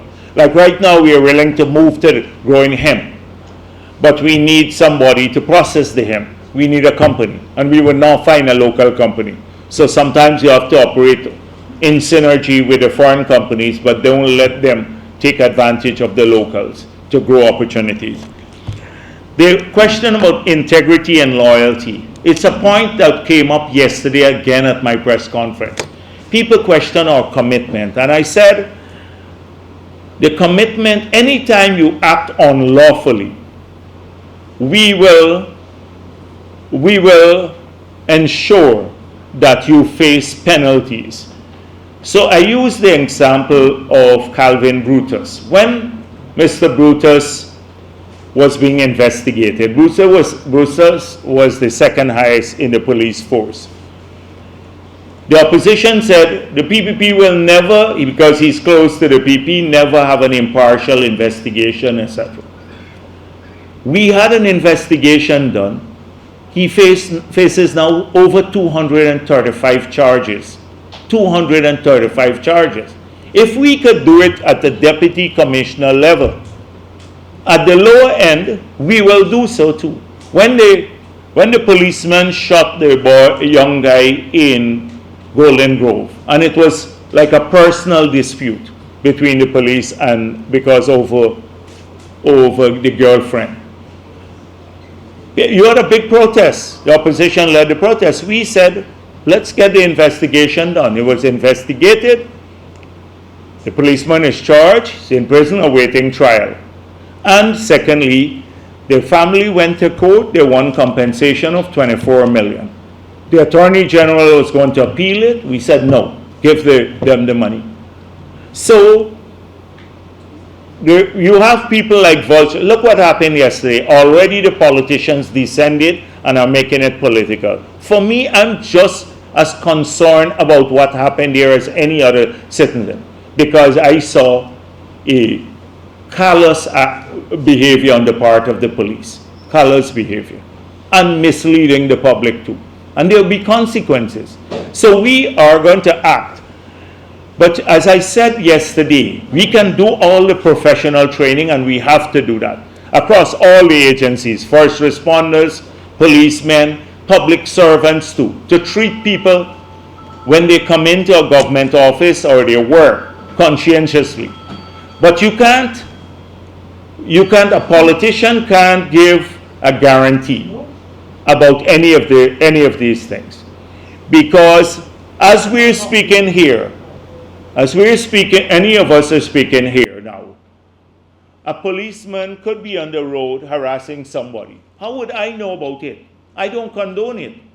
I don't condone this happening. But then they ask me, can you stop it? Or you have to answer for it. We can only promise that when we discover these things, we take condign action against people.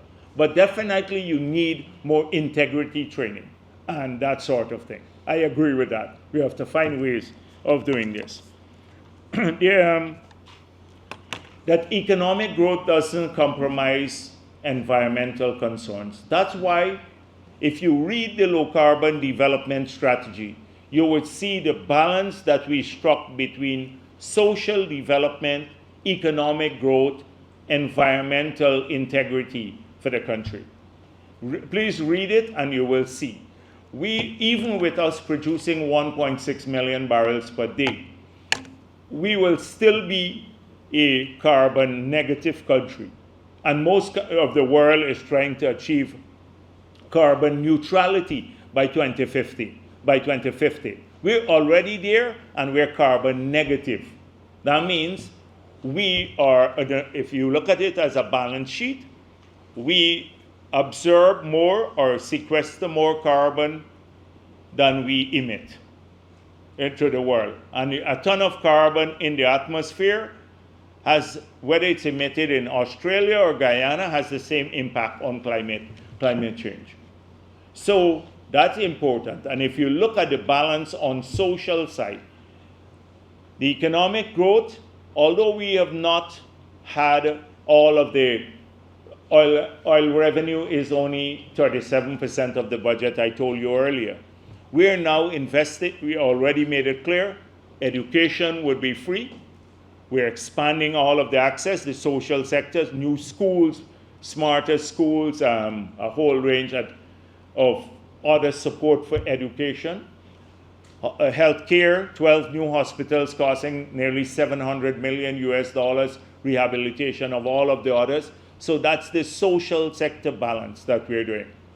So please read the LCDS, and you will, I can't go into it in details. It will take me a whole day to talk about this because I love talking about that environmental stuff. And I don't want to go on too long. I'll just bore you.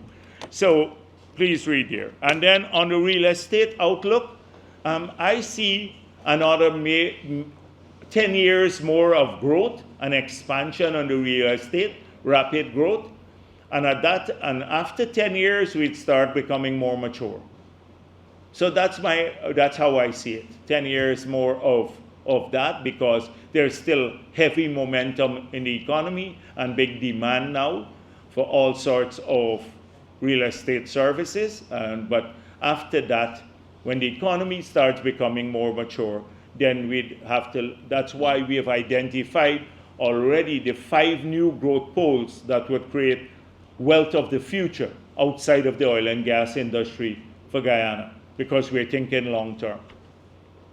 Those were the 4 questions that were asked of me. Yeah, please. Well, good afternoon, Dr. Jagdeo. My name is Manisha Prasad. I'm a second-year economics student and the current project coordinator of the UGES Economic Society.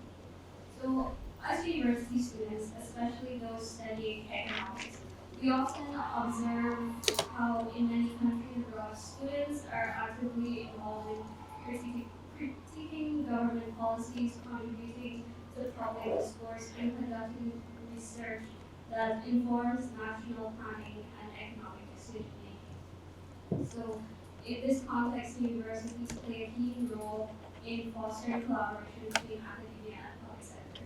So what I want to ask is, do you see a way for students, particularly through platforms like our economic society, to engage more directly with government bodies in reviewing or providing feedback on policy proposals? This could be like through internships, student-led research projects, or advisory collaboration that give us hands-on experience, and also allow government to tap into fresh academic perspectives. Yeah, so this is something that I've always pushed.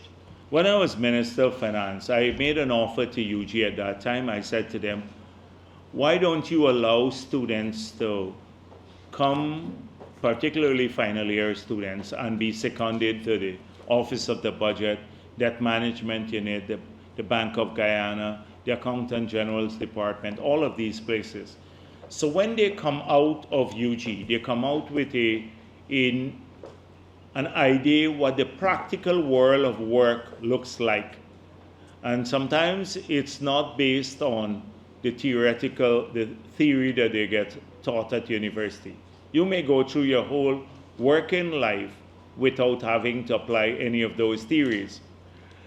So, but the offer was never taken up.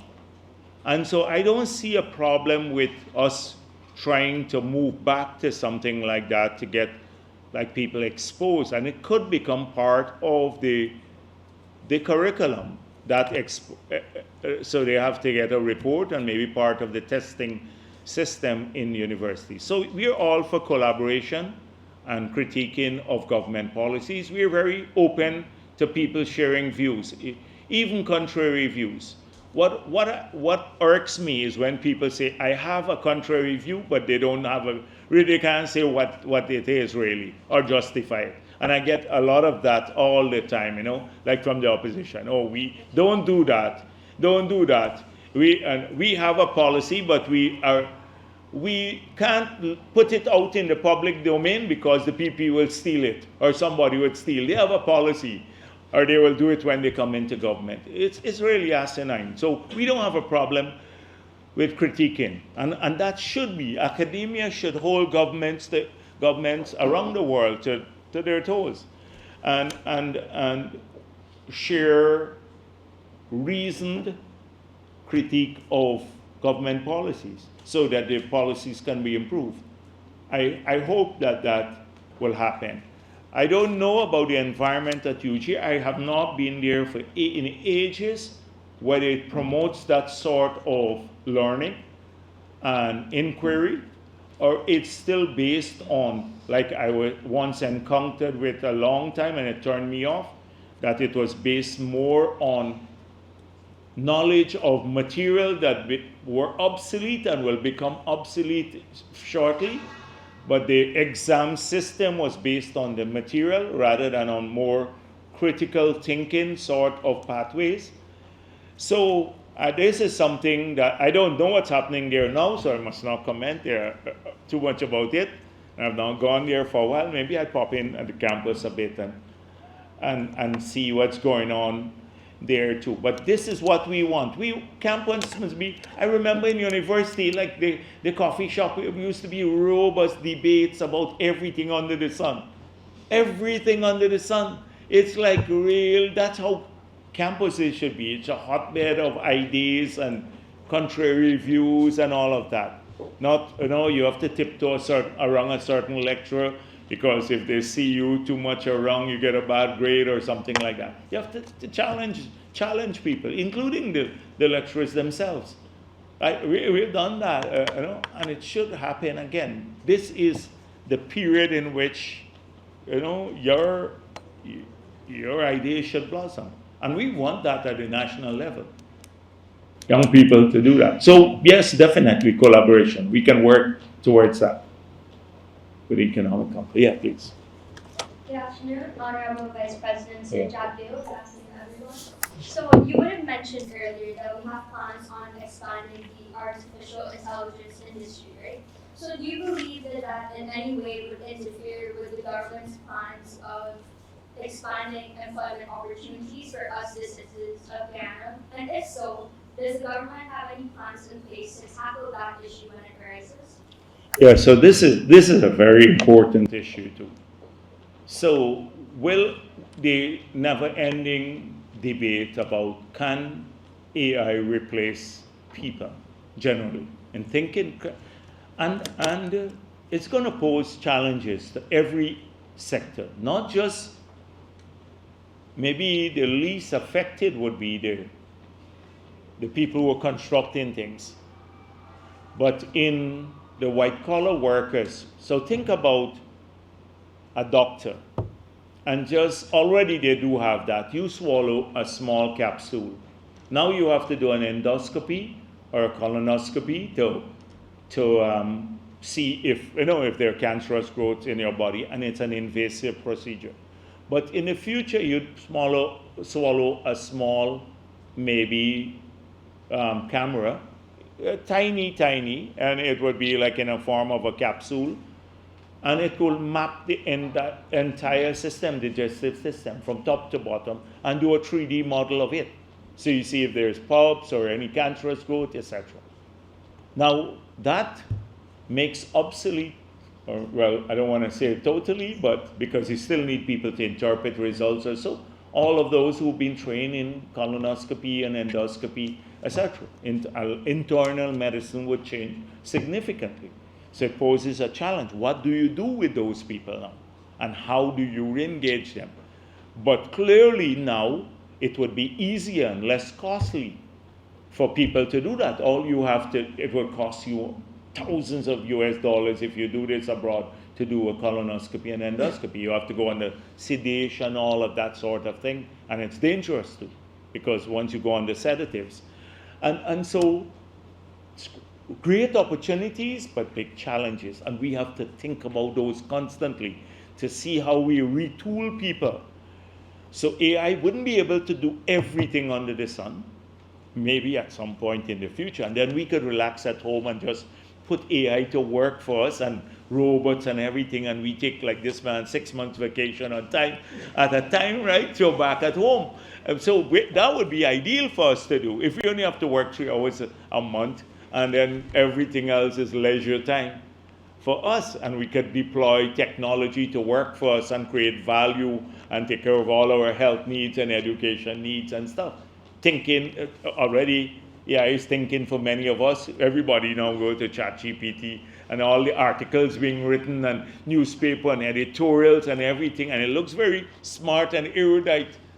But it's a so yes, we have to retool. It will pose a challenge and we have to retool, but I don't think we're at that stage. We still need a lot of physical people to man the digitization that we're focused on. Like we need, so now instead of getting a clerk to go and write up a file or a record in the health system, so we're working on a single electronic patient management record system. So now everything you go in public or private sector, your records are there. We can pull it up at any time. It helps to promote greater quality health care, reduces costs. And you would still need people to man that system. So that's where we have to retrain. But it does pose a longer-term challenge, not for Guyana alone, for the entire planet. How do we, because they may replace us, or artificial intelligence would be able to make better decisions than we make. Imagine being able to make a decision on the basis of analyzing all of history's work on economics versus a person who went to university. Imagine you have that knowledge in your head and you are making a decision. The quality of the decision would be better. And that's how AI would operate, on the basis of being trained with all of the textbooks in the world, being able to assess them when they decide on a policy. So it is interesting era to live in. Go ahead. Good.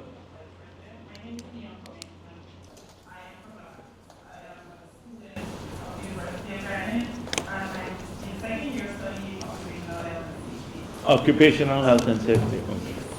My question is,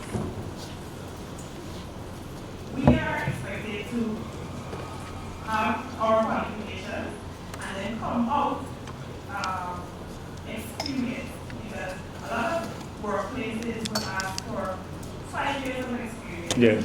At the age of 20, at the age of 20, you Yeah. will at 16. Yes. How do we manage to get the experience needed to get these jobs when some of the courses don't offer us, like back in the day, they would offer them, I'm not sure, it's like an internship after your second year, or they want an attachment to different industries that they work. But my program doesn't. So but that is the model. Now that the government is funding the university fully, I think we have to insist that this university, first of all, that the age-old concerns of the students are taken into account. Because there are many, I don't want to tell you what they are, about the marking of papers and the time and all of that stuff. I don't want to get into that. But this is a crucial part of building capacity. What I just said about to the economic students, that attachments and working, if you're being trained by a national university paid for fully by the government, then we expect the people to come out ready for the job market. And then the internship should be a routine part. The university, in a way, I don't want to be too critical, it's become like routine. They just try to get through programs. Sometimes it's not the quality of the output that matters anymore. It is Just, oh, we did our work, we did the lecture, it's online, people come, we just finished doing the lecture and we're done for the week. And I collect my salary. Where would be the quality of the output? Once I asked when Nigel Harris was the University of the West Indies Vice Chancellor, he distinguished Guyanese. He came to see me at State House, and I asked him for someone that he could help me pick to come to UG to be the Vice Chancellor who will focus on these quality issues. And that's how Professor Carrington came. But then he got swamped by the culture. And his whole purpose was quality output, quality of the output. So I agree with you. At 20, you would not have any experience. You may have to also lower your own expectations. And this is speaking frankly. I want to do that here. Sometimes when people come out of UG, they think, or any university, they think they're the top of the world. You know everything. And when you go into the world of work, sometimes you have to start at a lower level and then grow. They don't want to start at that level. They say, one time, some of my staff say, oh, this is not academic, this is not what we're trained for. You have us collecting data. And then I said, all right, write a policy paper on this matter. Nothing happened. Nothing happened. When I came back from university, I worked at state planning for a couple of years. And almost 2 years, I was collecting data. I used to go to the central bank, walk over there, and to Stats Bureau. Collecting data helped me to understand the macroeconomics I was taught in university, because it's the disaggregated data, when aggregated, that gives you macroeconomics, so you understand the nuances of the data available. But if you take a view, I done university, look, I'm not treating, I'm ready for the white-collar job. So that approach too, you got to get into the environment where I'm learning, I'm still learning. At some stage, you will get the requisite experience. So 2 things. I agree with you that the university should do more of the attachments, and the government can ensure that we facilitate that. That's 1. And 2, maybe if you can't go in at the higher level in a company, say I'm prepared to come in and learn at a lower pay until I get the experience, a year or so.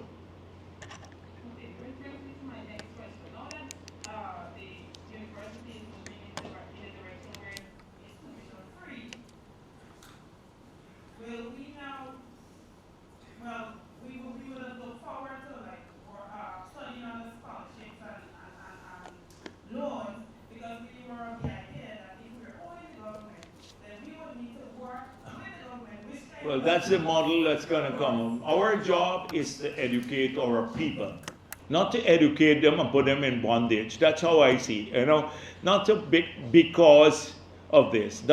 This is like old thinking. You got to think about, how could I grow wealthy? Don't think about government. How could I leverage my skill to grow wealthier? Because this bondage thing is when we had scarcity. Nobody wanted to work for government. So the bonding was to tie them to work for the government. Now people are getting the government's job is to give its people an education and the opportunities.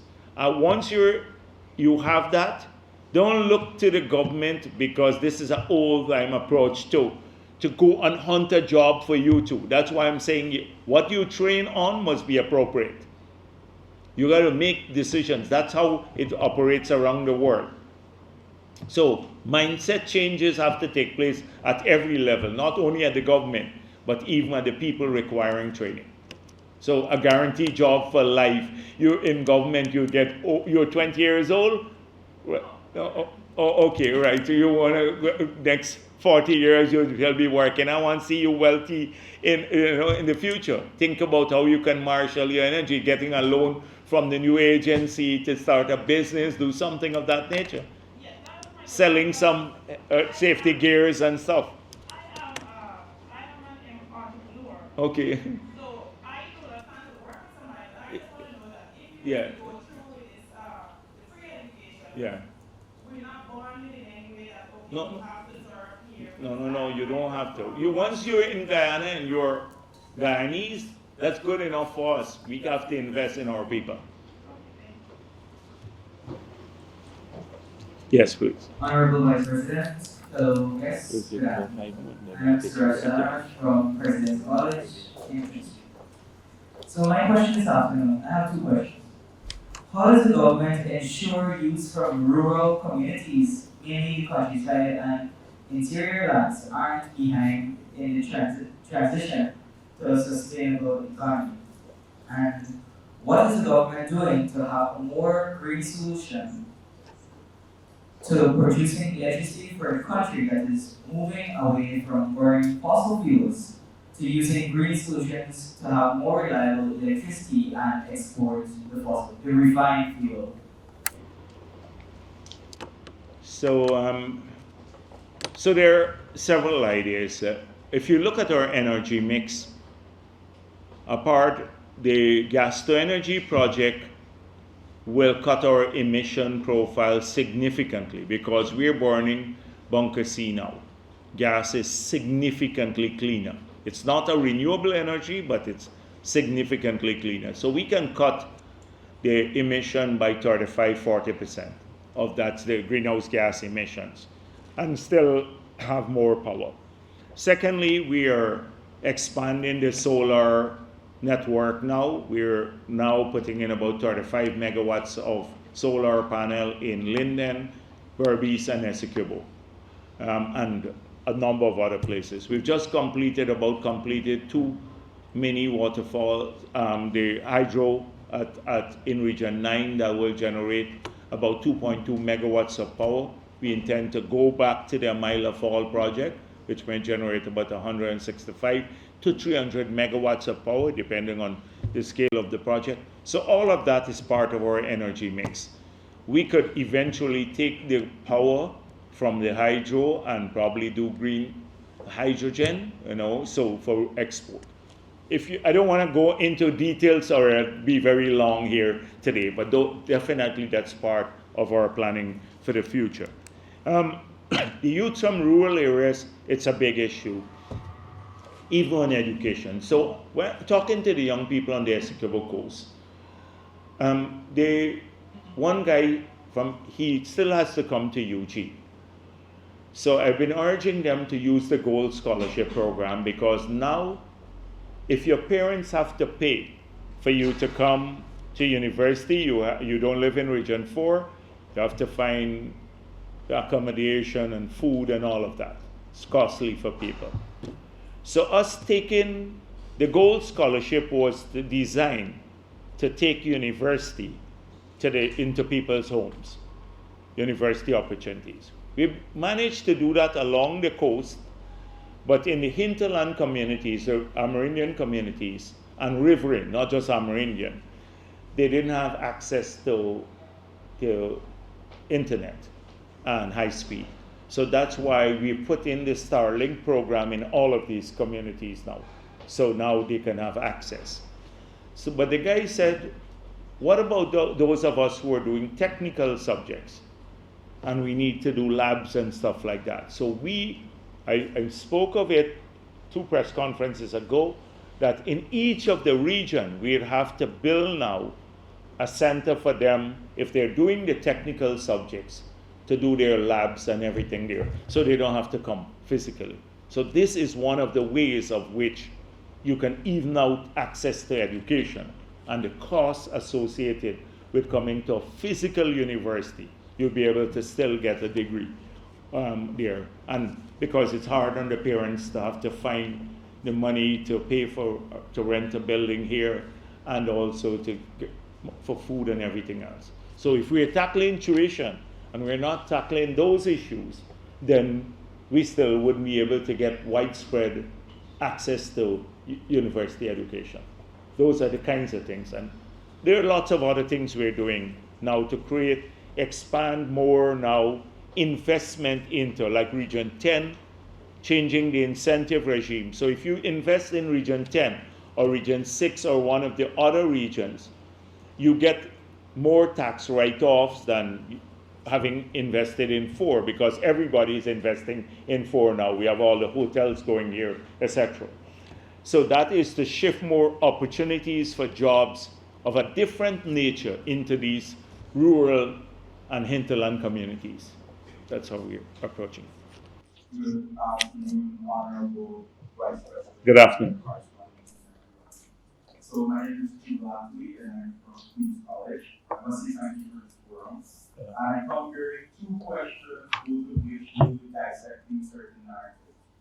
So the first one asks, how can we change the deeply integrated or rather poisonous Chinese mindset of scarcity, comfortability, and dependence? What are the 3? Scarcity? Yes. Especially given our history and struggle. Do you believe scarcity, what? Comfortability? Don't give me the 3 buzzwords. Mindset. Comfortability. And then we're still in that scarcity mindset. And then we also feel like we need dependence. It'll come together in a second. So, do you believe that the illiteracy pleasing of this mindset, spreading harmful ideas that prevent critical thinking and self-empowerment? Therefore, how can we deviate from the passive attitude of simply accepting outside narratives and instead to the generation that questions, challenges, and understands the full impact of the information they consume? Or does this remain an intrinsic issue whereby it contributes to the mass comprehensive discrimination in the market? And we see this in the way of these interact and react to certain conditions. I'm hoping that you would tell us it's hard, because to change people's mindset, more people would show, a man would post his car and get more engagements on the car than if you talk about, you post something on a policy that will affect their lives now and in the future. They think it's boring. And how it is something that young people have to. So the TikToks and stuff like that and the Instagram have to start, the material that people post and they consume have to be of a different nature. But it will not change by us just saying that. And often they think, oh, it's politicians saying that, but we're not into that sort of thing now. So how do we change people's ideas, first of all? That is why sometimes people think I go after the Starbuck News, and it's a balanced paper. Milton is from the Starbuck News. But they had an editorial called The Cultural Policy of Guyana. And that's why people didn't know why I went after it. I did because it was a good editorial. But it spoke of how do we build a national consciousness that makes us proud of who we are and glorify and recognize our own achievements, because others are not going to do that for us around the world, to build a national consciousness that is positive. And so I said, yeah, it's great, but you yourself as a newspaper, every day you try to tear this down by making someone else look better than us. They will take an obscure example from some country in the world that is like discriminating against indigenous people and compare it to the changes in the indigenous community here that is unprecedented globally, because they give one organization that is constantly negative, 10 pages in the newspapers, and the 242 elected leaders from the community wouldn't get a single column or a page in the newspaper. That is the kind of thing. So it's the dissemination, the media that disseminates information about the country, they always put a twist to something good.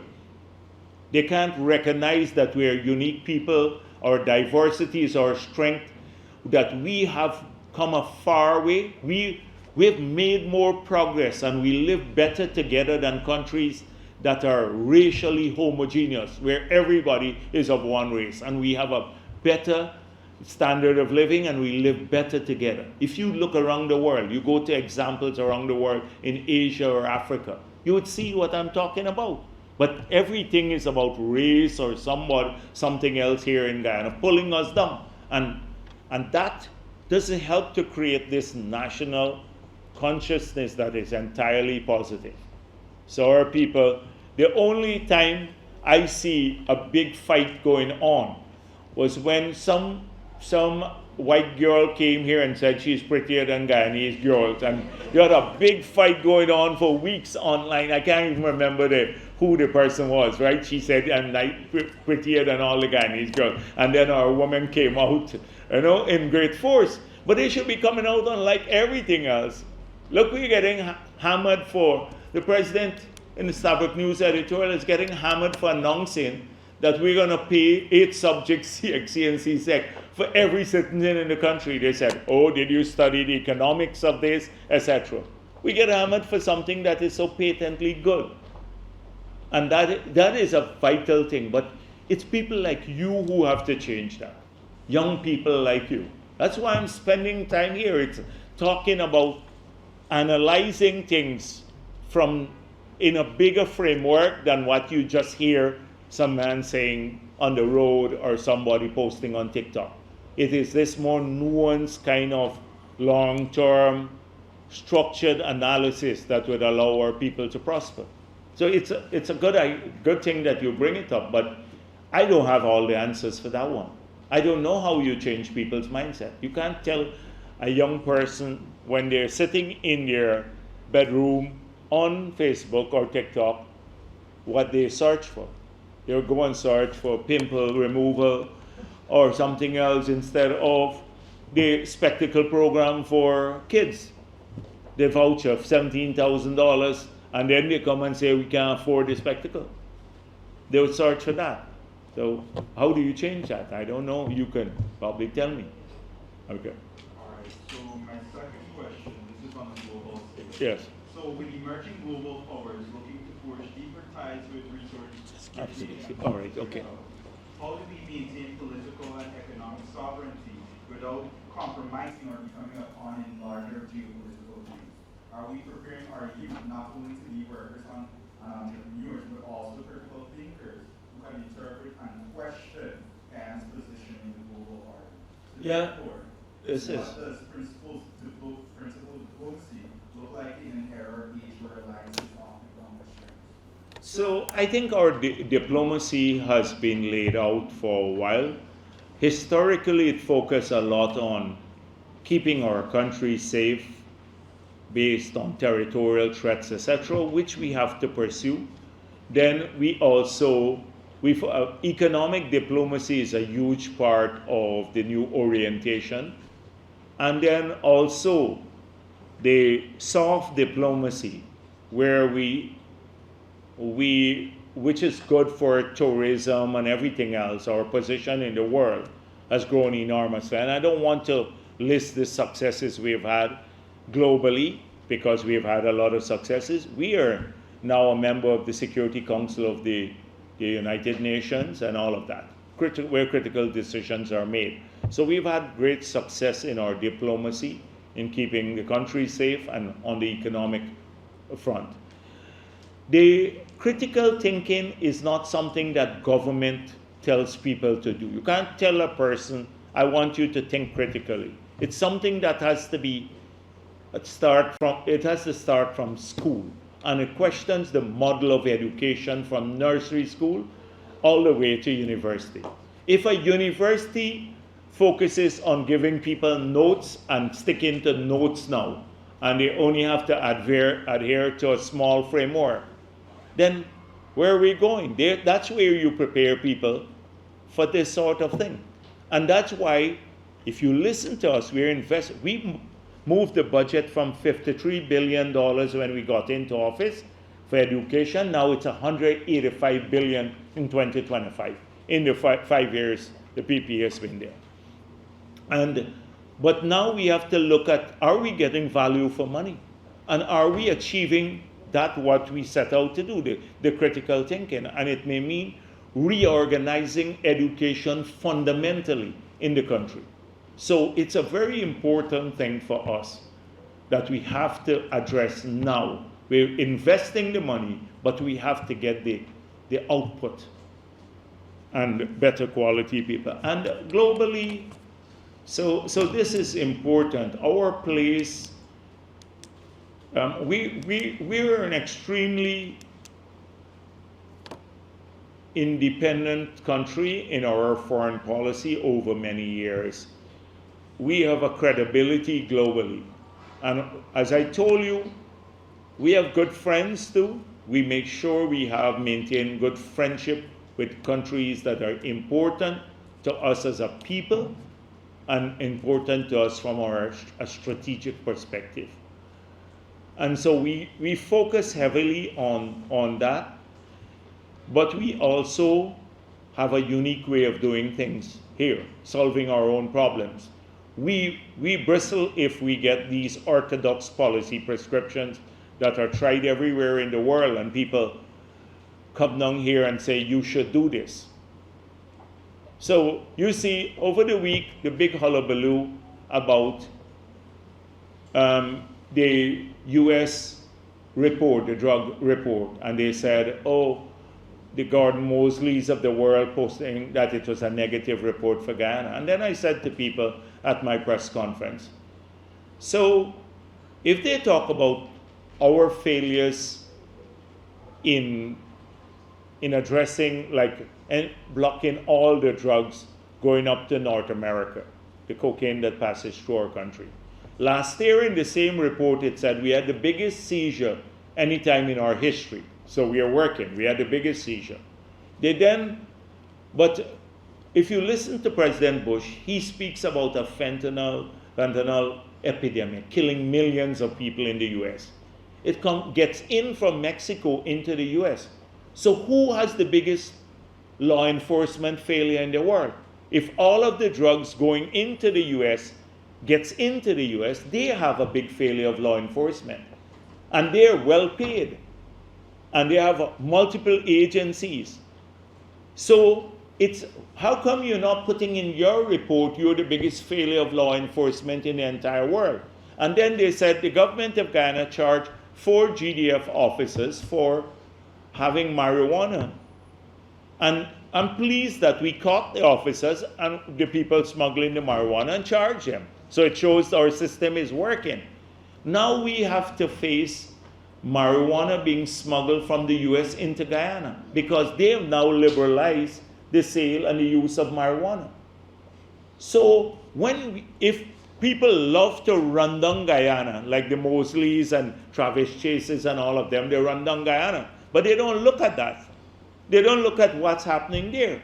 Imagine we're faced with drugs smuggled out of the US in barrel, these potent versions of marijuana sold in the US coming in through barrels into our system. And we still have it on our books as an illegal activity in Guyana. We are taking action and they're shipping the drugs out. But we, as you said, in the world now, people, the developed world always tries to look good. And they had a great civilizing mission. People like us were all uncivilized in the history, and they had to come and civilize us. And some of our own people subscribe to that philosophy, not us in the PPP. We believe we have people in the developing world, in Africa, Asia, Latin America, we can chart our own courses. We're just as smart as anybody in the world. And we don't have a chip on our shoulder. So there are points about them imposing their value system on us. Sometimes it's the Trojan horses in our own midst who are the either intended or unintended conduits for this sort of thing. Right, I take one more because people are getting very tired now. I see that you all look hungry. And I don't stay between people and food at home because I like food myself. Yes, so, right.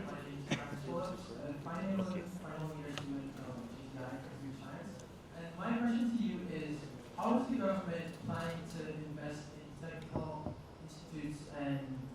trainings in the next few years? Okay, so massive changes. The best from the tutoring perspective, but equipment and everything else. So you heard what I said, the investment is growing. I spoke earlier about some of the areas that we believe people should branch into. And so in those areas, we have to equip the institutes to do the training in those areas. So if you don't have the policy, the subject being offered now there, we have to make sure that the curriculum starts offering those subjects, the curricula of the technical institutes, but major investments. Go ahead. Thank you for your questions. I just have 3 ideas, not questions. On the part-time jobs, I know the government is investing a lot in call centers and so one of the things that maybe the government can do is have the call centers do work from home. And you probably have people do part-time jobs at those call centers, like the guy at the back who was wanting a part-time job. Also on the collaboration. I don't think he wants a call. He wants a big job. He won't go to like start a job or anything like that. He wants to train people at Marriott or something like that. So he's looking for something different. But we definitely we'll explore. Also on They'll make notes of all the ideas that came out. Anyhow, you'd have the video footage, so we'll make notes of all the ideas. On the collaborations between the UG economic students and the government, we as a society can push for something like that. Yes, that would be good. No, and I want to thank you for this too. It's a good initiative that the Economic Society did, and I hope that you can do this with others too. Yeah, Other sectors. Get the Prime Minister to come and talk about, the disaster preparedness for the country. We are passing a new law. Monday we're tabling it to address oil spills, making the responsibility that of the people who, the perpetrators and a whole range of stuff. So it would be good to have PM come, then the President and everyone else. And one other thing, at the GPHC, I was speaking to someone last night and she was telling me that she's 86, and at the GPHC, she currently has a pacemaker. And at the GPHC, the machine that they use to test the pacemakers, it's one of the older machines, and the pacemaker that she currently has is a newer, modern one. So the machine that they have only tests the older ones, so she's now forced. All right, I will talk to them about that. Make sure have her come and see me. Okay. Have her come and see me, and I'll send her to the Minister of Health. All right, so to close off formally, we want to thank VP for coming here and all of you. To close formally, we now invite Amal to do a handing over to VP. All right. Okay then, all right, thank you. All right, thank you.